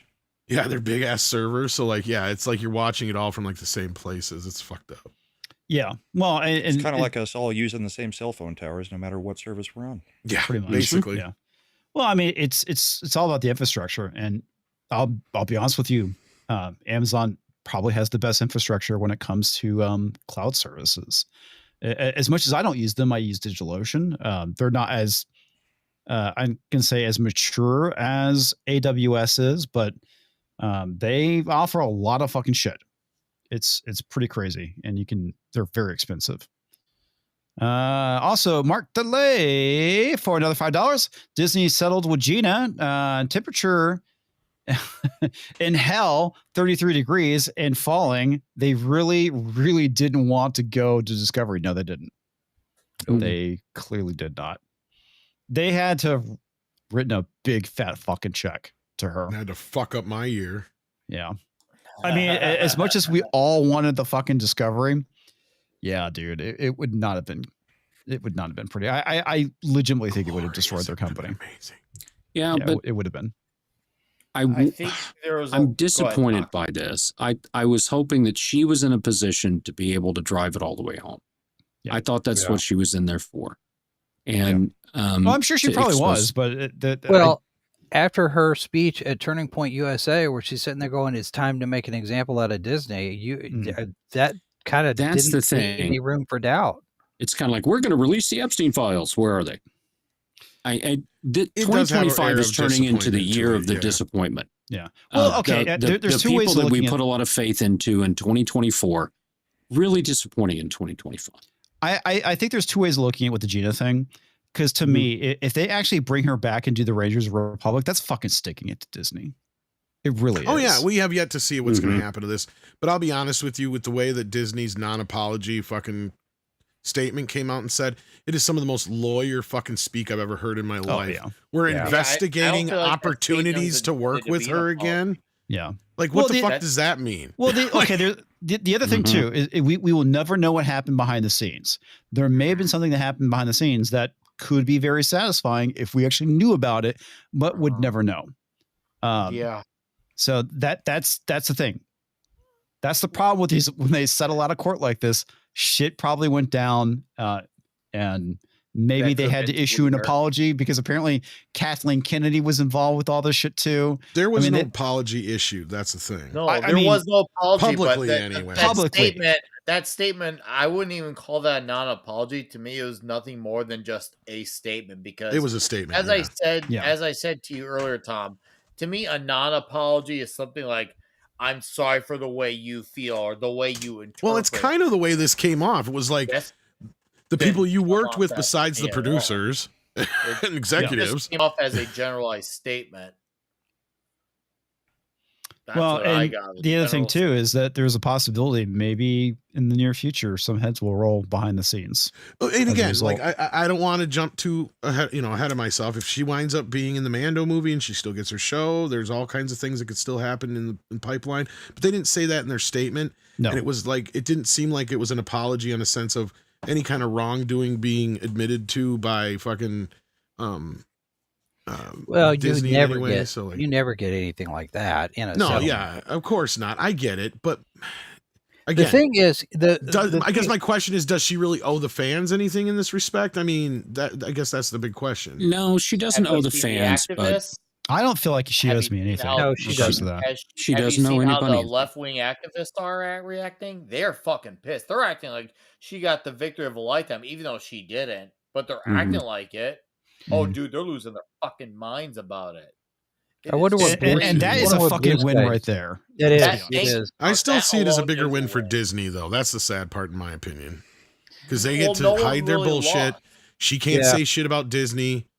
We don't even know if she's going to be in any of these movies again. And like I said, because look, at the end of the day, unless they bring her back to Star Wars, what opportunities are going to open up to her that she didn't already have? Because guess what? Hollywood is the same fucking people they were 5 years ago, and they still ain't going to fucking hire her because they know she's a fucking Trump supporter. This and is so what she's going I to have just the same said, opportunities she had before. She, in my opinion, was probably already set for life. It just makes her more set for life. Okay. The thing is, she probably doesn't have to work another day in her life if she doesn't want to. Well, I think it was Yellow Flash who said it, and he's probably right that she is probably the highest paid Star Wars actor of all time. But yeah. The thing that she posted, it's reading 11 hours ago now. Is it 11 o'clock our time here Central? And the truth shall set you free. And then we get the news about the settlement and all of that. I'm wondering if there's something else that's going to be coming. She did put out a statement saying, "Hey, we've reached an agreement, and I'm grateful." I seen the court papers. I don't think we're going to hear another fucking word about this. You don't think? No, Disney would have gagged her. It's under a gag order. It's under with prejudice and all that bullshit. So and that's why I'm saying I'm disappointed with this. When you come out and say that you're doing this for this kind of truth, and you're doing it for this, and you're doing it for that. Now, I don't know any of the particulars, all right? She seems like a very nice person, and I know Drunk 3PO, and I don't think he would be taken in by anyone that has anything nefarious. Everything about her is nice. That's not what I'm saying. And if you come out and say you're going to see this to the end, and that's what you're going to do, and then you don't, it's disappointing. Now, I also don't know the reasons why. I don't know the particulars. From the outside looking in, and she did this in the public eye, so I have a right to be disappointed in the way that this has turned out right now, not knowing all the facts. Well, okay? I'll be honest with you. I'm disappointed that we're not going to see Discovery either, but because somebody who treated it's like when we beat the Germans, and we didn't put anybody on trial at Nuremberg and hang the people that killed a bunch of other people. Right. You're saying there was no justice served is what it feels like. Justice has not been served. And if there's one thing that America is based on, it's on the ability that the common person can get justice in theory as the same as others, which has never happened in history, in other places. That's what the United States is really based on. And I don't feel like we got justice here for what Disney did to more than just her. Because this was the high profile one. How many people that work for Disney had to go through these communist struggle sessions? Yep. Right? So when you're out front leading that, it's like if George Washington came up and said, "Oh, you know what? Cornwallis gave me all this land that he had in Jamaica and these plantations. I'm fine. I'm leaving. That's kind of what it feels like. Well, and Tox, you're saying the same thing I was kind of saying earlier, and I kind of agree with you in a sense, because it feels like, like I feel like I was taken for a ride. A little bit. And I'm not trying to say anything negative towards Gina, and she probably did do what was right for her team, herself, I don't know the and everybody you involved. And I, we don't know the particulars. We don't know the legal. We don't know any of that stuff. Right. So But what your point is, and this is where I agree with you, is that this would have set a precedent. You're 100% right. What that would have opened the door for is for somebody who isn't as powerful as Gina Carano, or has somebody backing her like fucking Elon Musk, right? Like somebody who can go like, look, I was forced to go through one of these struggle sessions or be fired at Disney, or I was fired at Disney because I refused to go through one of these struggle sessions, or another company like Disney. And what this case would have done had she taken it to the distance and actually won, like, again, granted, she had won, she'd had to have won. And that would have been set precedent for future people to be able to sue companies like Disney for doing this kind of stupid shit. Here's another thing, Tom, that to take into consideration. Maybe there was stuff that she basically said, hey, these are my list of demands. You get rid of this shit. That's true. That is very true. She may sit there and say, if we're going to do this settlement, and that she may have had Disney over such a freaking barrel that she got all of her demands and forced concessions. Part of the problem was what she was suing them for. I will take this back. Okay, see, this is where the issue is we will never know, and we're speculating. No, that's we the won't, problem. and we're speculating. But this is one thing that we do know, and this is where Script Doctor was right earlier when he was talking about this on our show. Was like the problem with this is when she went after them, one of her main things was she was suing over a job she never actually technically had, when she should have been suing them over the struggle session. See, that was the thing. Well, she did remember that part of this was based on that law that was put into place to protect communists in the 50s. So you had the state law that said political speech especially is protected in the workplace. I can't remember the name of it, but this was the basis in the early filings. They cited this law basically saying, hey, she got persecuted and fired, not because the new show or whatever they fired her because she said something political, and they retaliated. And in the state of California, there's a specific law against that was set up back as a result of the McCarthy era stuff at Red Scare, and they put this law into place to protect communist and Soviet sympathizers so they could speak out and say, hey, Russia's not bad, and they wouldn't get fired for it. And this may be the best Gina could have gotten in California. You might be right. Just about to fucking say, we got to remember, we're still dealing with the state of California. And here, we're talking about precedents being set, and this is just speculation on my end. This is an educated guess. She may have set a precedent already that we don't know of. That was true. Being backed by Elon Musk with the fact that, hey, listen, if you dismiss people for what you did to me, well, guess what? Now we have someone like Elon Musk on our corner to do this again. Should you attempt to do this again? That could be a potential precedent. Obviously, I can't prove it, but is it a possibility? It could be. It could very well be. She may, even if it wasn't even literally said, the fact that she did this and got this item does, by default, make that a possibility for the future, because now Musk can contend with Iger and the likes of them. Right. Go fuck yourself, as he said. Also, Pinochet, sorry, I skipped yours. He says, don't settle when you are right. And again, that's kind of the issue, is that we don't know what happened behind the scenes, and we never will. That's the thing that sucks. As much as I would love to see Disney get raked over the fucking coals and destroyed as a company, we don't know what happened behind the scenes. Not in her situation. I'm going to add something to Pinochet's comment. As someone who has been in a legal situation, it doesn't matter how right you are. It doesn't matter how much you can prove you are right. The legal system doesn't necessarily mean you're going to win. Does not mean you're going to win. I have had mountains of evidence on my side with a good lawyer versus, I'm just going to say, insert person here who had no lawyer, had no evidence, and guess what the jury and the judge are still trying to do? Give me a hard time. I was spending my money for my evidence, for my lawyer, And Yep. still, the other side, who had no representation, no evidence, had all the arrests on record. This system is so fucked. This is honestly shocking she even got this type of an outcome.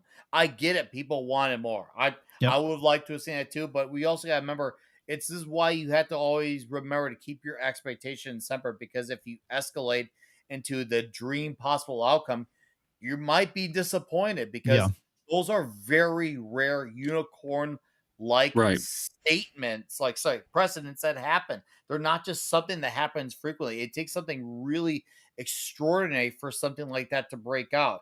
And I dealt with this shit for 6 fucking years.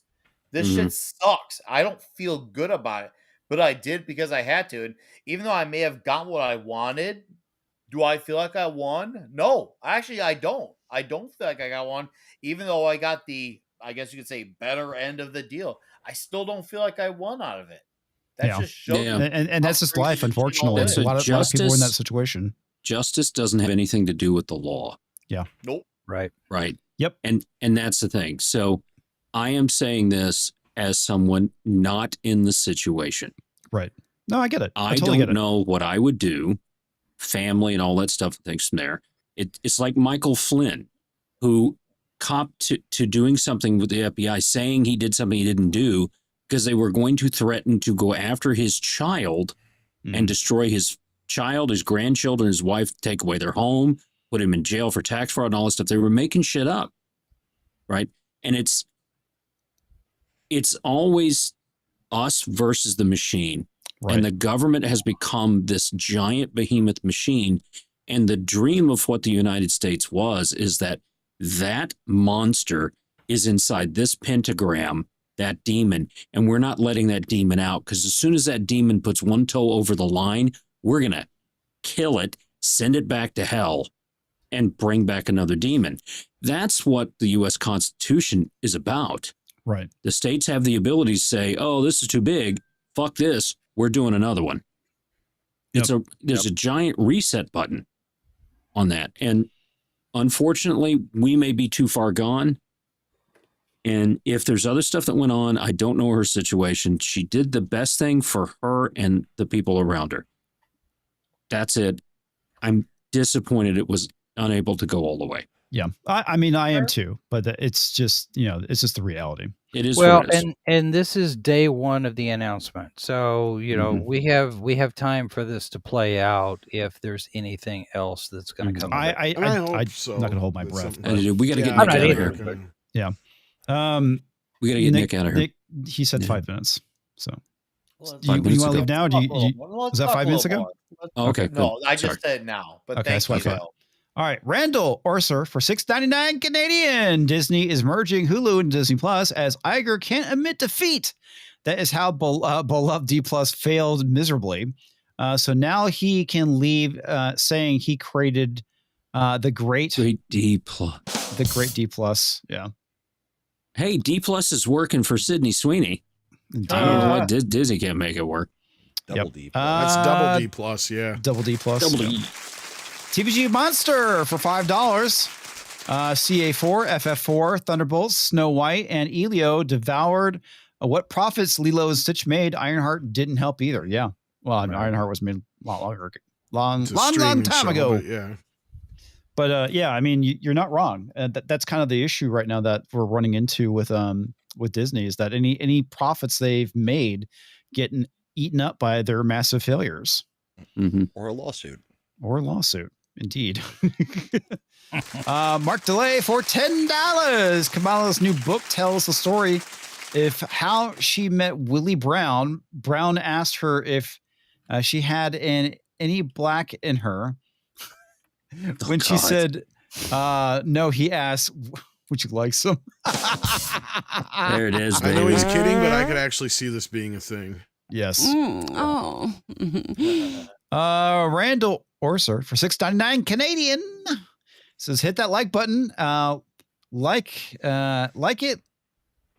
it's one of Diddy's whores. Wow. Bloody YouTube. Boy, ouch, man. Yeah. And share out the stream so we're not the only ones suffering. Holy cow. Thanks. Share the suffering. Share Like the Jesus suffering. would. Mark, for another $10, as I bought Tim Wall's service weapon from a gun show dealer. I may have overpaid, but it was in good condition, never been fired. It only dropped once. I think Tim Walls considers you a friend. Question is, did Tim Waltz hire you to? Oh, never mind. You can always come Eric in his K back for door. $5. I think you are all going for a new record saying the F word. I have heard it around 200 times already. That was just me. I'm sorry, Eric. Did that hurt your ear? Or I thought it seemed light Did on that- this stream. I Did heard that his harm your virgin fucking delicate ears. constitution? Yeah, clutch your pearls some more, you fucking twat. hold on to that one. Just kidding. Good thing the gun wasn't a SIG. Oh. Oh, Boom. Da-da-da-da-da. Was that what? Yay. That's what Alec Baldwin was thinking too. That's what Alec Baldwin. Indeed. All right. Joe's Atmosphere for $1 says, shame on the MCU is an anchor that is dragging down a decent flick. I dug FF. The aesthetic, the score was great. It has its problems. Make John Hamm read. Yeah, they should have done that. Or Krasinski, and it would have been much better. Hale. A shaved Yeah, down Ham's- ape would have been better. Ham's too old right now Yeah. for what they were going for. Well, fuck, dude. Pedro's in his 50s. How old is John like Hamm? 55. Pedro. I know. Well, yeah. Well, we've all agreed that Pedro was the wrong but casting for it. Pedro's generic Latino, so his 50 is everybody else's 30. Okay. Pedro's Mr. doing the HJ job. What the fuck they're doing? was gifted a membership and it went over to Fun with Collecting. Thank you for that. Joe for another $1. Can't wait to see Supergirl, even though I had Whiplash leaving Superman. I think they're on the right track. We shall see. Not Don't doing know a about Tom. that Not one. doing a Tom King story. They're not. Yeah, Yeah. that one I'm not so sure about. And I say that as someone who unapologetically enjoyed Superman. Supergirl, oh. I have Woman of Tomorrow on hold at the library. As soon as it's available, I'm going to check it out and read it. I'm not looking forward to it. Yeah. He's at least not listed as one of the writers on the film.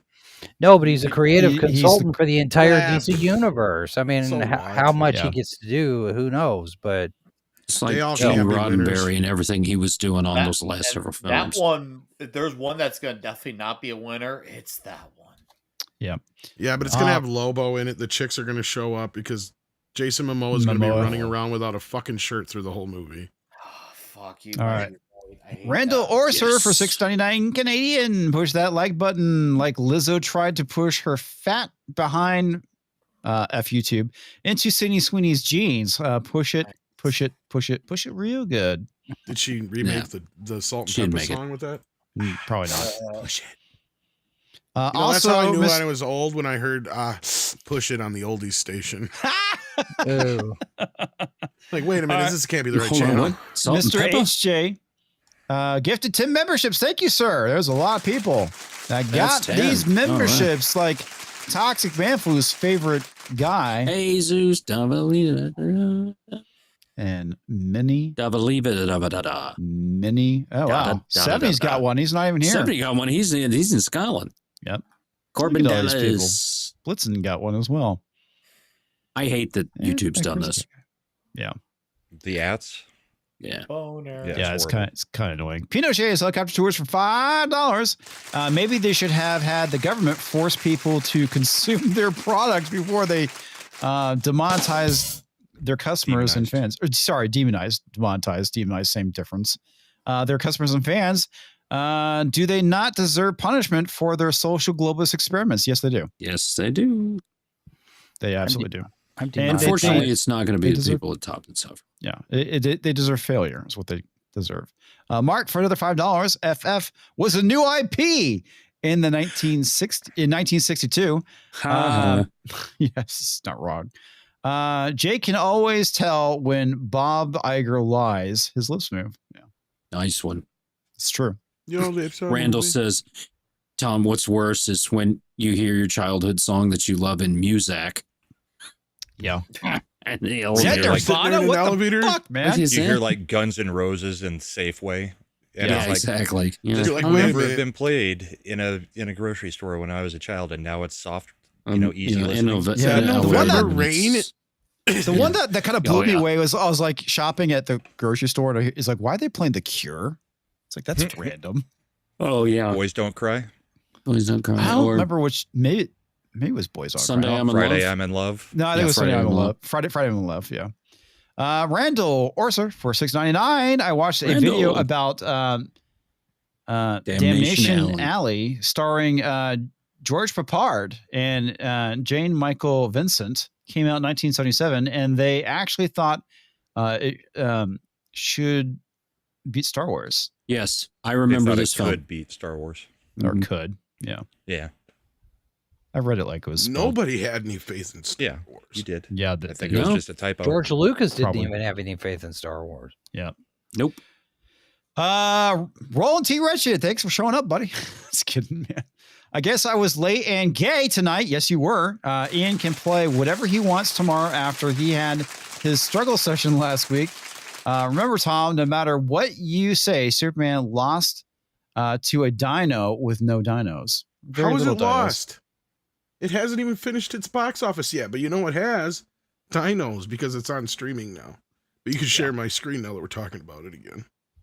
Okay. Balls.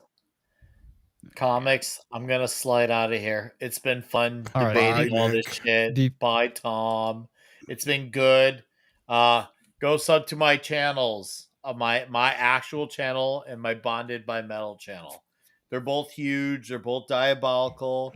And we did a video on the Bonded channel talk about what is selling out, which is definitely gonna rattle a lot of feathers. So if you want Nick rattling feathers, that's the channel to do. Other than that, I'm getting the fuck out of here. But it's been a good show tonight.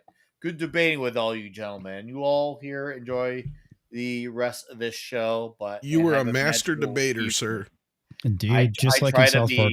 I try to be the mighty masturbator. But thank you. Have a great night, guys. Goodbye. Bye. Yeah, Culture was supposed to see this. But Now, eventually, you do plan to have dinosaurs in your dinosaur movie, right? No, we don't. It Do you know had how long it took dinosaurs. me It's to not a make whole his lot of head? dinosaurs. you know how long it took me to make his head that? Forever. No. That's funny. Too long. Too long. But Tox, thank you for that, because I used Canva to make that. Canva's awesome, man. Ain't cheap. And I really do hate that, man. It's got a great background remover.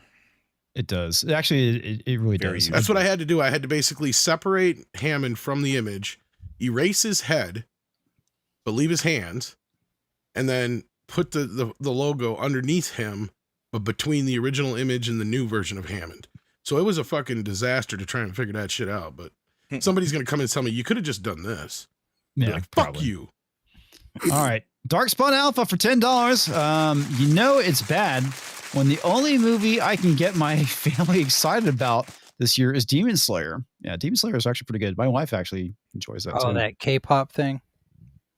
Oh, no, Demon Slayer. Like, Yeah, I'm K-pop. guessing- K-pop Demon Slayer. It's really huge anime thing. well, that's there's also blowing up Demon everywhere. Slayer, the anime Demon Slayer. I mean, I was assuming he was Which one referring to has a Demon movie Slayer. coming out though? Well, the K-pop Demon Slayer is the one that's out now, and it's just blowing up the internet. Everybody's talking about it.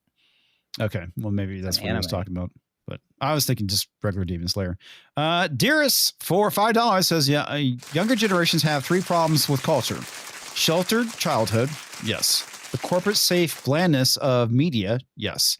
And Marxist woke disrupting culture, yes. Those are We all screwed all of them up during COVID. all very. And there's very ways true. out of it. First of all, and this is where I guess to kind of kind of go back around to what I was saying before to finish up my point from before was like, is it the kids' fault that they need to be retrained? No, it is clearly the studio's fault, Yes. right? They need to make shit that gets kids interested in watching movies. And that's where I applaud things like, even though, like I said, I didn't care for Sinners, but I'm applauding that for actually bringing, you know, kids in the theaters to see a movie that wasn't a franchise already, F1 and a few other things that have happened this year that are good examples of that. And they need to basically reinvent the movie star. They need to make some movies that make these kids interested in them, right? Like find something, like they may not appeal to us, but find some things that are, real movies that'll appeal to these kids. Cause like most people that were over the age of probably 30 didn't get Taxi Driver back then when it came out, right? Probably not. But like, that's the thing is these kids That is probably why we're getting that story about them casting based on Instagram follows. Well, I've told people that before. That is them trying to bring in what the kids think is cool right now. And that's kind of going to be the next way to build a movie star, but whatever. I mean, Sydney Sweeney's got a possibility. Glenn Powell's got possibilities. Timothy Chalamet is, whether you want to admit it or not. It's just... I like him. I don't have a problem with that. I think it's just we need to build more, though. They need to bring them out and they need to boost these kids and make them movie stars. Otherwise, you can't just keep putting them in fucking Star Wars and fucking superhero movies. Timothy Chalamet, when I saw him in the trailer, I was like, oh my God, this is awful. And then a lot of people were like, no, this is how Paul is. I really and liked when I saw the movie, I thought he did a great fucking job. In which one? Dune. Dune. I also thought he was very good in Wonka. Well, that's another one. But you know what else? Film that I enjoyed. It kind of combines the things we were talking about earlier. Some people slept on as far as adults, but kids didn't. Bob Dylan. Yeah. The Bob Dylan thing. Yeah, he was really good in that. My fucking amazing. Forced us all to watch it. Did you like it or no? Yeah, I liked it all right, but I took an actual course on Bob Dylan in college. So did you? It's a fucking course on Bob Dylan. I was gonna say there was this movie. I think got Bob Dylan better than a lot of things I've read or seen. Yeah, that's crazy. Brahma was looking for how to put inflection in his voice and sing, with a lot of range. So he took a course on Bob Dylan.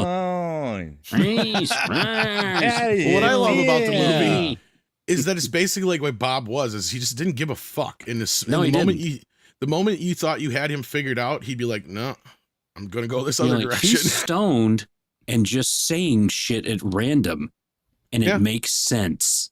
Yeah, it doesn't make sense to me, but whatever. Okay, there's some star chats, and there's like one more topic I want to get to before we get out of here. Jesus Christ. I know. JB for 31 months of memberships. Crazy. Absolutely crazy. Putin's cat says Hulu and Disney, no ads, $20 a month for right now. Remember when it was $9 with no ads? Yeah, that's just going to keep going up, dude. That's the issue, is that eventually it's going to get to the point where ad-free Hulu, Disney, whatever, is not going to be sustainable. I think Netflix is what, $29.99 a month right now if you want 4K HD. So right there is kind of the standard. Right. And I think HBO Max is right in that line. Disney's going to go up. And like I said, I'm not even scared so much of the price hikes as I am when they start implementing subscriptions where you have to be signed up for 6 months or a year and you can't get out of it. Like, because then we are what they did with cable. And I was just going to say, then we're right back to where we were back then. Because that was the biggest problem of this whole streaming war to begin with. Which Mrs. Flu can tell you, when that started happening 10 years ago, I told her this is where we would be. Because the only thing that makes money for broadcast is commercials. That's it. And when you take the commercials out, it doesn't work. The only one that's been able to make that work is HBO. But that's always been like prestige, cable service anyway. Yeah. Well, the other thing too is like, I think it's Tubi, which is basically the free streaming service and it has ads. Oh, they're great. Fubo, Tubi. Yeah. I watch those all the time. When you got Pluto TV. Mm-hmm. And those are basically just cable channels now. Yeah, those are basically cable shows. And that's honestly the smart thing to do. Yeah. I've got digital, so I get local. Well, that's only going to last so long, right? Like, because that's the thing. They're not making the amount of money. This is why they held the cable companies as some kind of sacred cow and the networks as some kind of sacred cow, is because they made the most revenue streams for these companies for years. But what was happening is that was eroding underneath them while they were trying to kill the theaters and make their fucking streaming service the end all be all for their fucking movies and prestige TV shows, while they were ignoring their cable and network shit while it was going under, right? Like here we are now where I think, less than 50% of households have cable or dish? Like that is insane. when what was it 20 years ago? Almost 80% had 80% had 'em. homes. Yeah. Like, yeah, they should have been going like, wait a minute, oh fuck, we fucked up. Yeah, you did. You should have been using your streaming service to replace the cable that was dying without it anyway. Duh, Right. you dumb fucks. And this is why they need Sorry, to fix 201 Eric K. 201. But they need to fix this is why I don't agree with that movies are dead. They just need to fix things again. And part of that is creating the premium idea that I'm only going to be able to go see a movie like Superman or Fantastic Four or Jurassic World or insert whatever F1 or whatever here In theater. right? If I go see it in a fucking theater, otherwise I'm going to have to wait 6 months to a fucking year, which is what they need to get back to. Well, that's the thing that we've been talking about, Tom, is that any incentive, and again, it goes back to what we're talking about when it comes to other revenue sources from their movie. They just made bad decision after bad decision. Obviously, removing the prestige of going to the theater, okay, because they thought they could replace it with streaming, which obviously it didn't, and it ultimately kind of killed the theater and the streaming service at the same time. You know where you get some of the younger people is the dollar theater. Yeah. You know, all the second run movie theaters are all gone. Yeah. Yeah. And how many of us, and, you know, when we were teenagers, you know, junior high, high school, well, let's go to the dollar theater and we'll catch the movie that we missed when it was out in the, in the first run. And hang out in the arcade for 2 hours before and after the movie. Right. That's right. Well, because like, I remember like several theaters here in San Antonio, they had a regular theater and then a smaller venue next door, which was their dollar theater. Or sometimes it served as the overflow as well. And it's like, yeah, it's the problem is that they've made dumb decision after dumb decision that has ultimately put them in this position where their industry is dying. Can it survive? I don't know. Part of it is you mentioned that they basically retrained the audience to not show up to the theater because of COVID. Right. And then all these factors, you know, kind of culminate with a fucking industry collapse is what we're seeing. Well, and I think that the studios are starting to figure it out slowly. I think Warner Brothers was one of the first when they said, look, we got to keep our movies in theaters at least 45 days or longer, unless they're complete flops, obviously. But like which they have, you know, like their bigger movies, they've been keeping in theaters longer. They have one of the longer PVOD windows and all that kind of business. Yeah. So they're better on that. They're still 100% behind home video. That's another good thing. And they're starting to treat HBO Max more like HBO, like they should have from the start. Yes. Where they've said that, you know, our shows are no longer going to just be on HBO Max or HBO. They're going to be on both. Right. Yeah. And that's what they're starting to do. Paramount, notice, where are they spending all their money? They're starting to spend their money on the stuff on streaming side of things on the television, not movies, right? They just spent a buttload of money on Trey Parker and Matt Stone, and they got Taylor Sheridan. So they're leaning more into, like, when was the last time, do you remember when Paramount has announced that there was going to be a Paramount Plus exclusive movie? I don't. That's my fucking point, is those two companies have gotten smart now, and they've learned we can't do this shit. We got to put these movies in theaters, let them do their fucking thing, let them come out on home video and PVOD, let them do their fucking thing, then we put them on our streaming service, right? And that's where it's basically the same as HBO. It should be like 6 months later. Yep. Exactly. I would say that window. I would say a year later, but yeah. Well, sure, a year, 6 months. The thing is, you've created no urgency to go see a movie in a theater when you know it's only 45 days. Yep. Well, even if you don't keep it in the theater the full length that we used to see, you know, months and months, even if you take it out after 45 days, 50 days, still keep that time before you put it on any service, because if people get used to that again, then it's like, okay, well, if I want to see it at all anytime this year, I have to see it in the theater. Right. I think they just got to start doing that again. Yeah. Sorry, I think also it's very telling that Ellison has got Sherry Lansing on the board, and, you know, she's, you know, chairman CEO of Paramount Pictures when they were cranking out, I mean, Titanic, Braveheart, you know, Forrest Gump, Mission Impossible. Well, they're going to need her. They need her. But I think also you look at her strategy when she was in charge of the movie. You have the Sherry Pictures, which is a certain particular type of film, but also the fact that she was a stickler for controlled budgets. we're not making the $200-300 million blockbusters. I mean, she kept Forrest Gump's budget at something like what, 55 million, I think is what I read. Smart.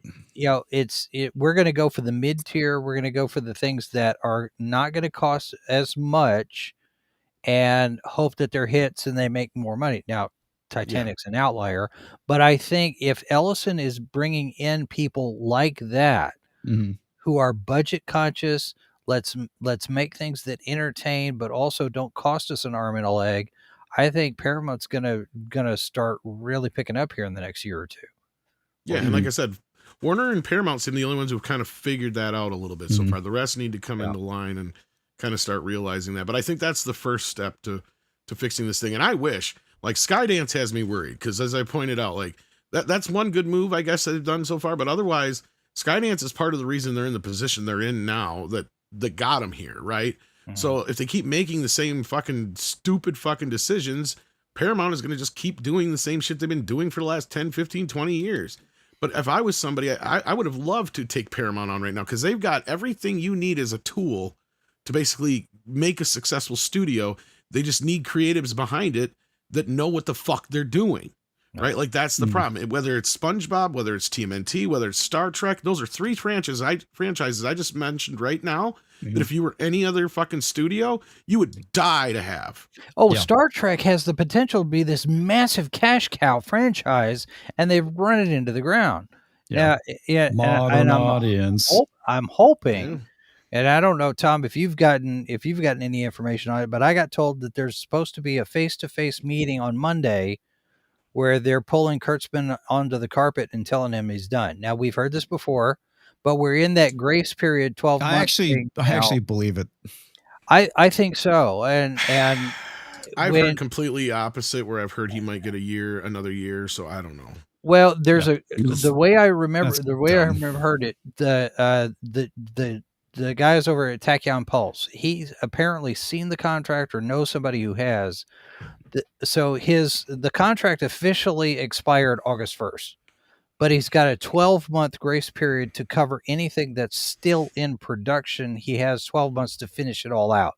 So next August, it's all completely done. That's one of the reasons why there was maybe this that's big similar push. to what I'm hearing. There was this big push to get Strange New Worlds done and Starfleet Academy, but Academy might be dead before it ever goes on the air.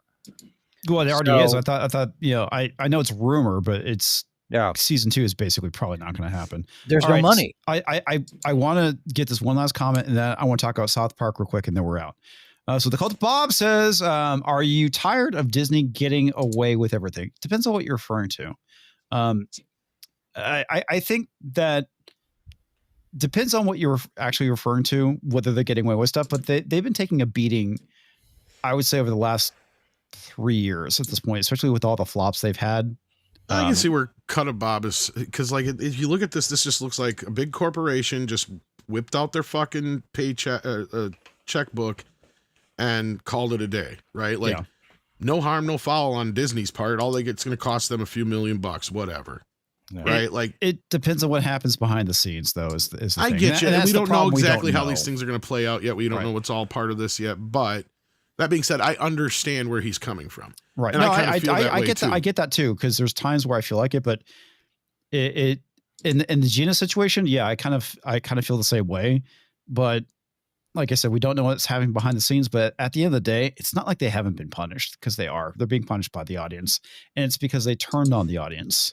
And that's I'm ready for them to get punished by their shareholders. I would like to see them not only get punished by their shareholders, but I would like to see legal action taken against them for the terrible shit they've done. So but that's as they said, it's a giant club and you're not in it. That's the ultimate reality when it comes to stuff that we need to remind ourselves of. It's a giant club. We're not in it. So there's that. Okay, South Park. I saw the second episode of season 27 today. I thought it was funnier than the first episode. The ice stuff was fucking hilarious. And it wasn't Pam Bonnie. What's her name? Christy Nome. Christy Nome. holy fuck, they went They had her hard. killing dogs left and right.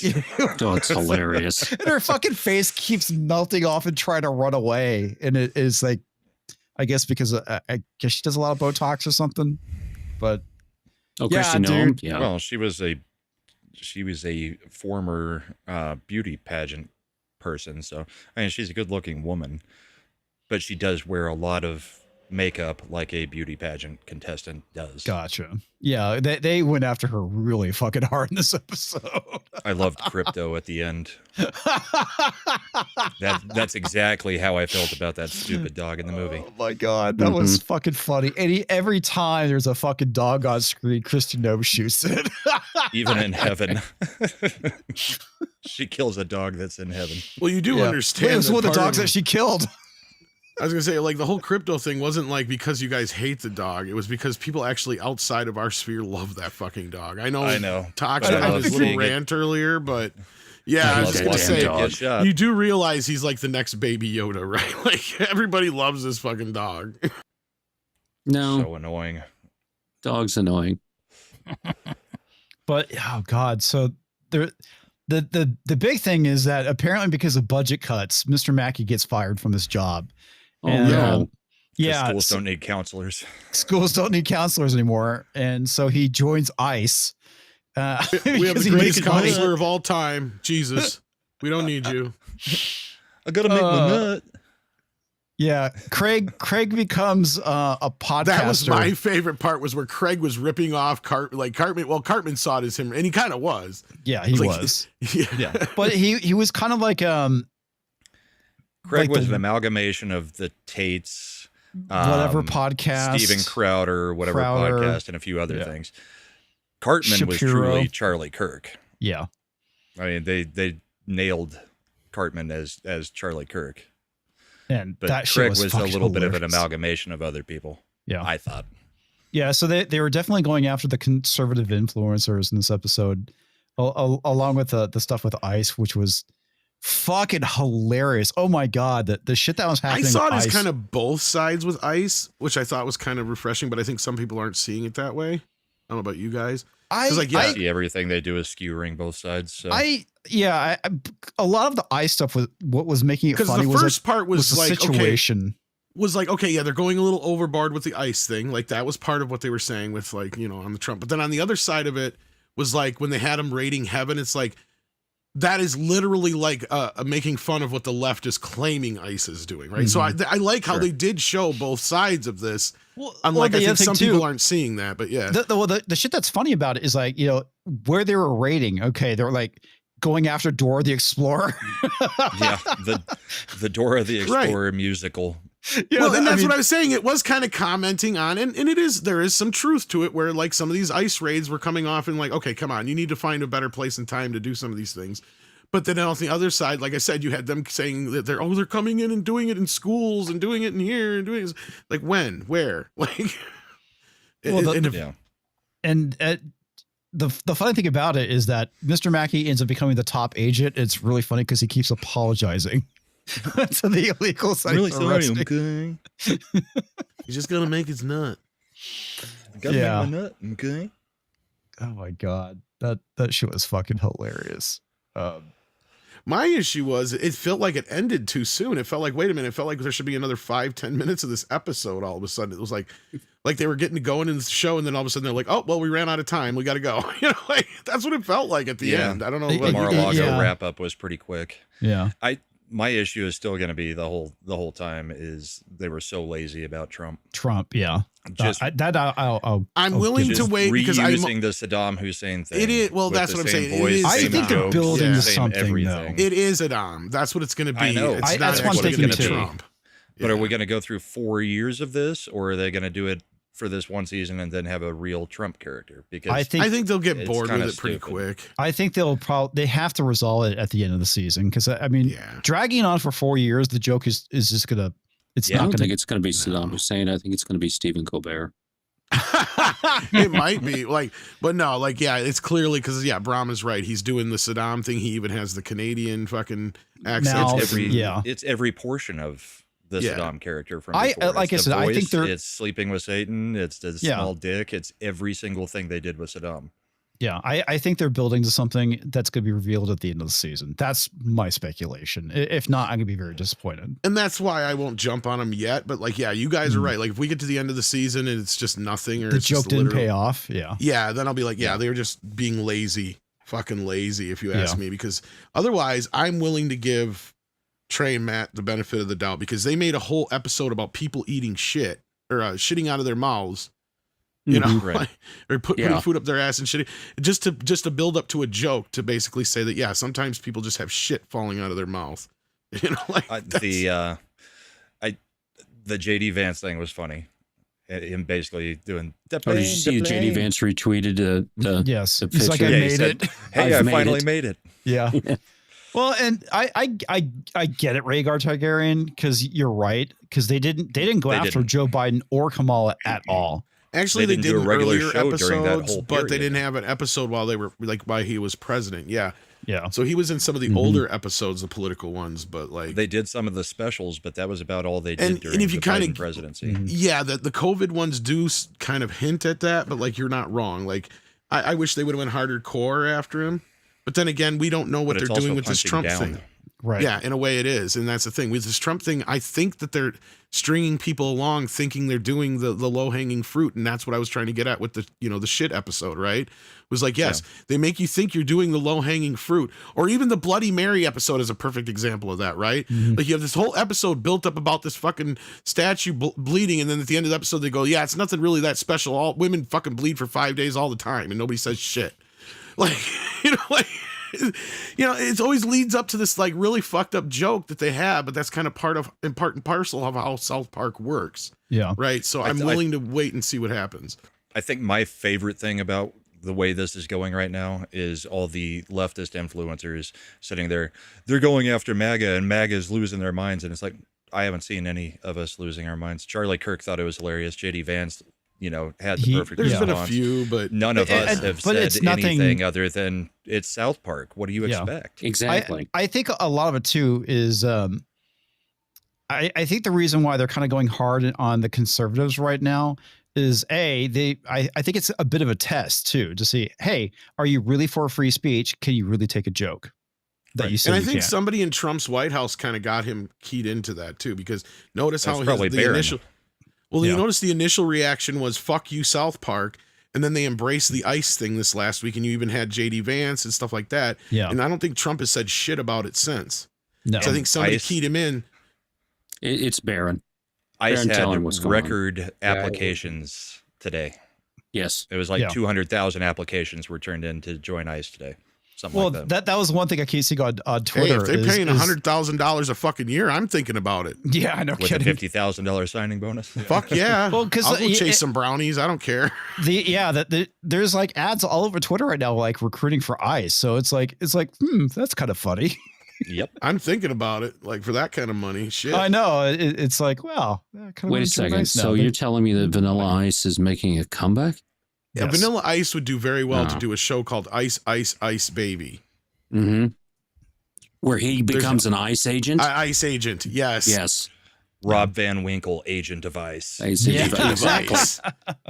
But this is Ice, Ice, Ice Baby. As Lindsay says that, I'm capable of laughing at a joke at my expense as long as it's funny. Exactly. Fair. And I think that this episode was a lot funnier than the first one. Not so much with the Trump stuff. It's like, okay, whatever, Saddam. But the ICE stuff was funny. The making fun of conservative influencers was pretty funny. We're in that group kind of in a way. Yeah, we are. I can take the joke. Yeah. Like, I get it. Well, but I guess what I think is hilarious is the left's response to it, because it's very much like the Sydney Sweeney thing. They go all over it, and then they say, yeah, the right's just, they're completely making things up. Like the left is now saying, no, we never threw a fit about the Sydney Sweeney ad or called it racist. That was all the right just making up boogeymen. And it's like, you guys just keep projecting what you think we're going to react. And it's not reality. It's crazy. So I'm looking forward to the rest of the season skewering more things. And, I wonder if next week will be Sydney Sweeney. Yeah, I think. No, they've got to bring in Sydney Sweeney at some point. Yeah, I I think it's pretty funny at the end of the day. I think Crowder was hurt that they went with Charlie Kirk instead of him, since Charlie Kirk basically took over. I wonder why. Changed my mind. Yeah. But I thought Noam shooting dogs left and right was hilarious. It's fucking hilarious. And the whole thing with her face melting off all the time was fucking hilarious. And the episode kind of culminates with her pit crew to put her face back on. Well, and but they got all the poses dead on. All Kristi Noem's poses and all of her pictures and stuff. But the great part was like it culminates with her face coming off and running away, and they have to go capture it.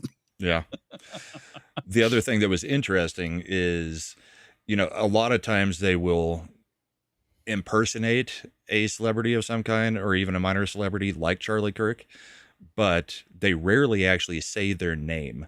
And they actually did the Charlie Kirk Award. Yes. So it's kind of even a step up from just having them impersonate you. It was your name also got mentioned. Yep.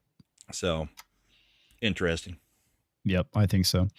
All right. Jaffo for $4.99 says, I'm completely gave up on Disney when they made a film that was a beginner's guide to OnlyFans. Being read was awful. Wait, what? Thought maybe I should see this movie. I thought it was about their period movie stuff. Yeah. She turns into a red panda. Yep. Also, Jaffo celebrating 31 months as a member. I think they left Biden and Kamala alone because their lawyer, Matt Morris, the lawyer close to the Bidens, who made sure Hunter's taxes were all good. Mm-hmm. Interesting. I really think it's just because they weren't really doing the show. I think so. And I think the pandemic episode was a little bit at a jab at that whole thing, and the jab, obviously. And, in the past, they've made fun of the Clintons, no problem, and other. Yeah, they made fun of the Obamas, too. I mean, just watch the entire that's where Obama that was election episode where they steal the election. And the whole thing of PC principle and all the woke crap, they've been doing that for what, 6 or 7 years now at least. They did the whole trans shit years before all this other stuff. And, with Macho Man. So.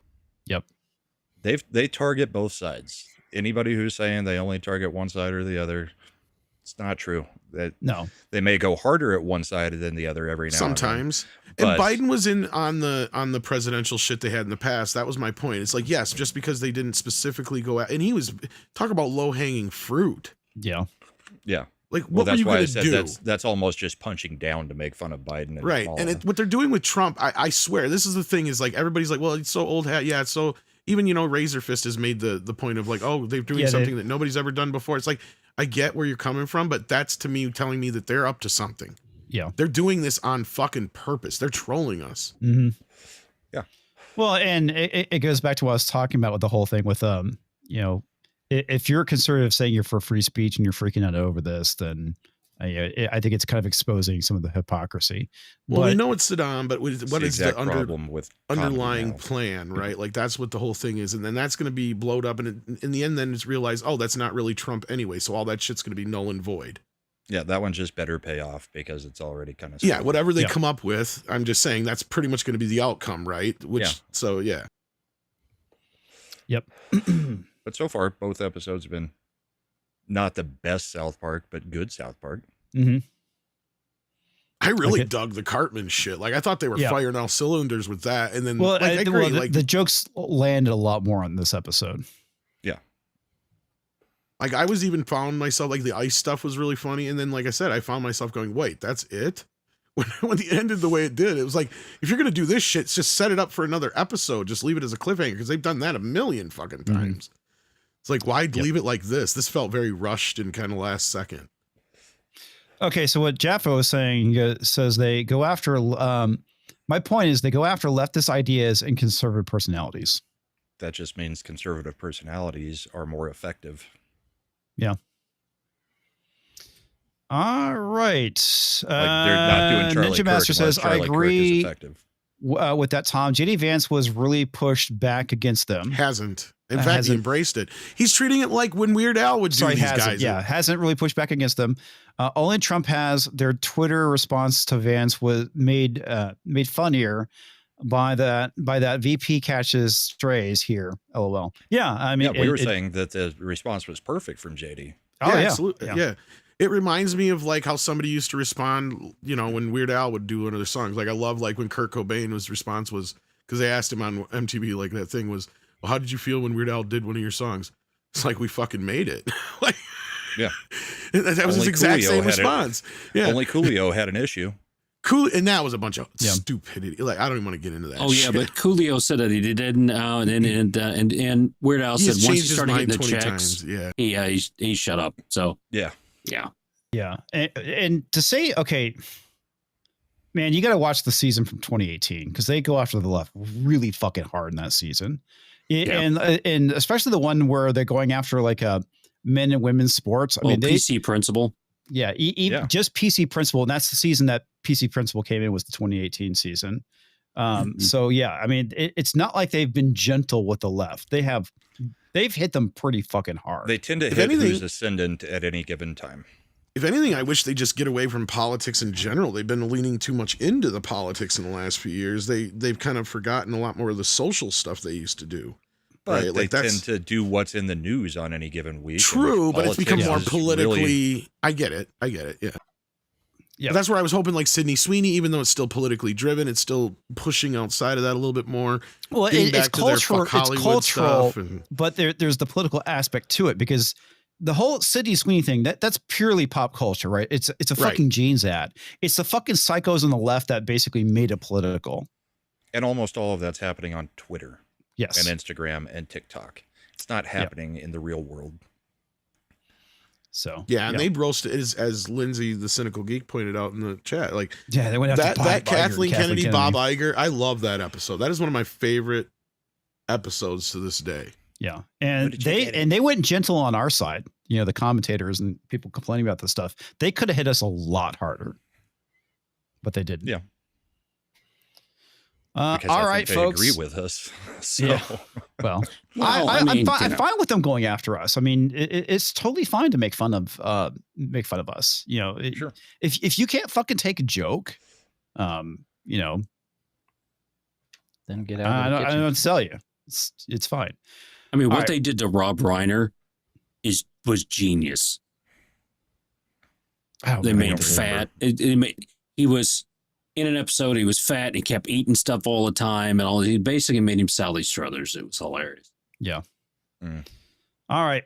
We're out of here, folks. We'll start with you, Jason. Hey. We're sporadic for the next week because Mindy's got her surgery next Thursday and might have to have a tooth procedure on Tuesday. So we're looking forward to that. Oh, fun. All right. You're having a good week. I know, right? And so there's that. Gonna do a show tomorrow. Don't know what it's about. We'll start at 1 p.m. Eastern like we normally do. It will be number 875. We also have the Wednesday night Babylon 5 rewatch over on Sci-Fi Snobs channel. And I popped a video out tonight on Gina's deal with Disney, which hit right after we shut the stream off. And then I looked at email. I was like, are you kidding me? I did 3 hours. And then suddenly here this thing is I was like, oh, okay, whatever. So that's pretty much all I've got. We're sporadic on the schedule for the next week, but we'll be around. Always good to be here. Pleasure talking to you, gentlemen. And talks, and happy to see everybody in the chat. I caught that too. Strays, talks, cats, and strays. Let's see. Tomorrow I've got a Sin and Art, and then Sunday we've got the Bullpen, where we talk mostly about politics, but we slip some of the Sydney Sweeney stuff in, and probably the South Park stuff in. You slip what into Sydney Sweeney? Super straight. Super straight. So yeah, come check out the Bullpen on Sunday night. Later, everybody. Right on, man. Tom Hauser. I like turtles. All right. That he does. Find me on the morning show tomorrow. All right. Man flu. Well, yeah. Thursday. We'll be doing a show Thursday. Is today Thursday? We'll be doing a show next Monday. I will be streaming a game tomorrow. It's probably gonna be Stellar Blade. Oh yeah. How was the Tosh stuff? How did that work out? It was sheer utter fucking hell. But Put me to sleep. don't It was tell fun. Roland that. Nah, Roland. He loves you. Long time. Like two bros in San Francisco. Ass rammer sandwich with those buttfucker fries and a gimp juice. That's right. Friday Night Tights in the afternoon tomorrow. Culture's on all day. I think he's on 24/7. So you'll be able to get so much Culture Casino, you'll grow your own hair. That's a lot of culture. But yeah, that's about it. I just won't complain. That's all 6 Minute Daily for the next 24 hours, right? That's what it is. Yeah. The dog was freaking annoying. So I'm glad they were shooting dogs in South Park. I like the dogs that aren't annoying. All right. It was annoying. Damn dog. Thank you, everyone, for showing up tonight and hanging out. Thank you to everyone who went and donated both on the YouTube and Rumble side. Enjoy some credits. And tomorrow I will be playing Stellar Butt. Stellar Boob, Stellar Blade. With the butt floss, the armored butt floss? Yes, the armored butt floss. Did you guys hear that Robin is reportedly in the script for the Batman Part 2? No. So you got Robert Pattinson hanging around with a young boy in tights. That's totally not gay. Oh, absolutely not. Enjoy some credits, folks. And Robin is cast as Comics Division. It's Zendaya. You watch. That's definitely Zendaya. It's Zendaya. Zendaya. I mean, she might as well be a teenage boy at this point. Actually, it could be Pedro Pascal. No, don't even put that out there. God damn it. He will lick that bat stick. He will. Yeah. Actually, he could be Poison Ivy. He'd be like, lick it for justice and swallow the one thing we didn't talk about, or maybe I briefly mentioned it, is he was supposed to be in this weapons movie. And because of the strike, thank God for the strike, he was not, and it made the movie so much better. Well, I didn't catch all of it, but apparently he was cast in it and withdrew and threw the whole production into it. And yeah, they basically had to recast everyone, like the entire movie, with the exception of one guy who's the drug addict. He was the only person from the original cast, and quite frankly, I think the movie was a better movie as a result. Because they had the chick that played female Silver Surfer, who's from Ozark, and she was great. Gore has said he loved it, and Michelle from Force of Light said it's one of the best movies of the year already. Yeah, so everybody seems to be liking it. And Demian is the only person I see say anything bad about it, but he's Canadian, so fuck him. Yeah. No, what did he not like about it? I don't know. He just said it was shit. No.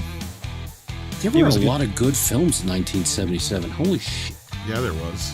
You made me look that up with that Damnation Alley. And you guys talked about like one other movie with Star Wars. You know what's funny is that there was a movie called The Other Side of Midnight that was based on a very popular book. And to get people to take Star Wars, the theaters, to take Star Wars, they were forced. Like the whole thing is if you want this Other Side of Midnight movie, you have to book Star Wars. Yeah, I remember that. That was their whole thing. But The Other Side of Midnight ended up flopping. Oh, dude, sorry. Hang on. Let me pause the credits. SFX? Sorry. Yes, I did not. Oh, yeah, you didn't do the ships. I didn't do any of the memes either.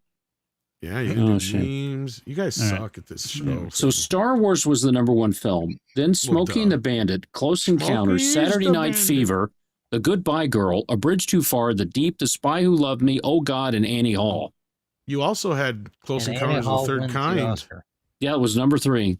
Yeah. Behind Smokey and the Bandit and Star Wars. My bad. But that whole Damnation Alley, I remember that was so bad that it got thrown out of theaters. The theaters rejected it after 1 week, and they made it a TV show. That's where I remember watching. Was on TV. Movie. Yeah. It was awful. All right, here's the ship. We'll show again on Saturday, on Monday. Well, I like that one. Yeah, it's pretty neat. Pretty cool. All right, back to the credits, and I'll just fast forward. I like turtles. You do like turtles, son. Well, it's funny. There was a post today recognizing Lucille Ball as the godmother of Star Trek, and Gina's apparently retweeted it. So I'm going to make a prediction now. Gina Carano ends up in Star Trek after Kurtzman's gone. Because why not? That is if she winds up when he is there. Yeah. Oh God. Hey, would you blow me? Posted a meme of Donald Trump is being the one throwing the green dildo onto the NBA court, WNBA Oh shit, court. that's got to play into next week's fucking South Park too. I hope to God. Oh, Yeah, the WNBA, that should definitely be in an episode. Yes. God, we got a shit ton They of can memes. steal my fucking joke. I don't care. I hope they do. Not that they would be listening to us. I'm just saying. No, you never know. It'd be Baron awesome. Trump could be a big fan of the show. Probably Get not. your blue dildo. Get your pink dildo here. Green Oh dildo. no. We got the Oh, new God. Nike Air dildo. All right. Good night, Apparently- folks. This is the person that's doing the dildo throwing. Knew it was you, Tox. Of course. That's why they're green. That makes sense. To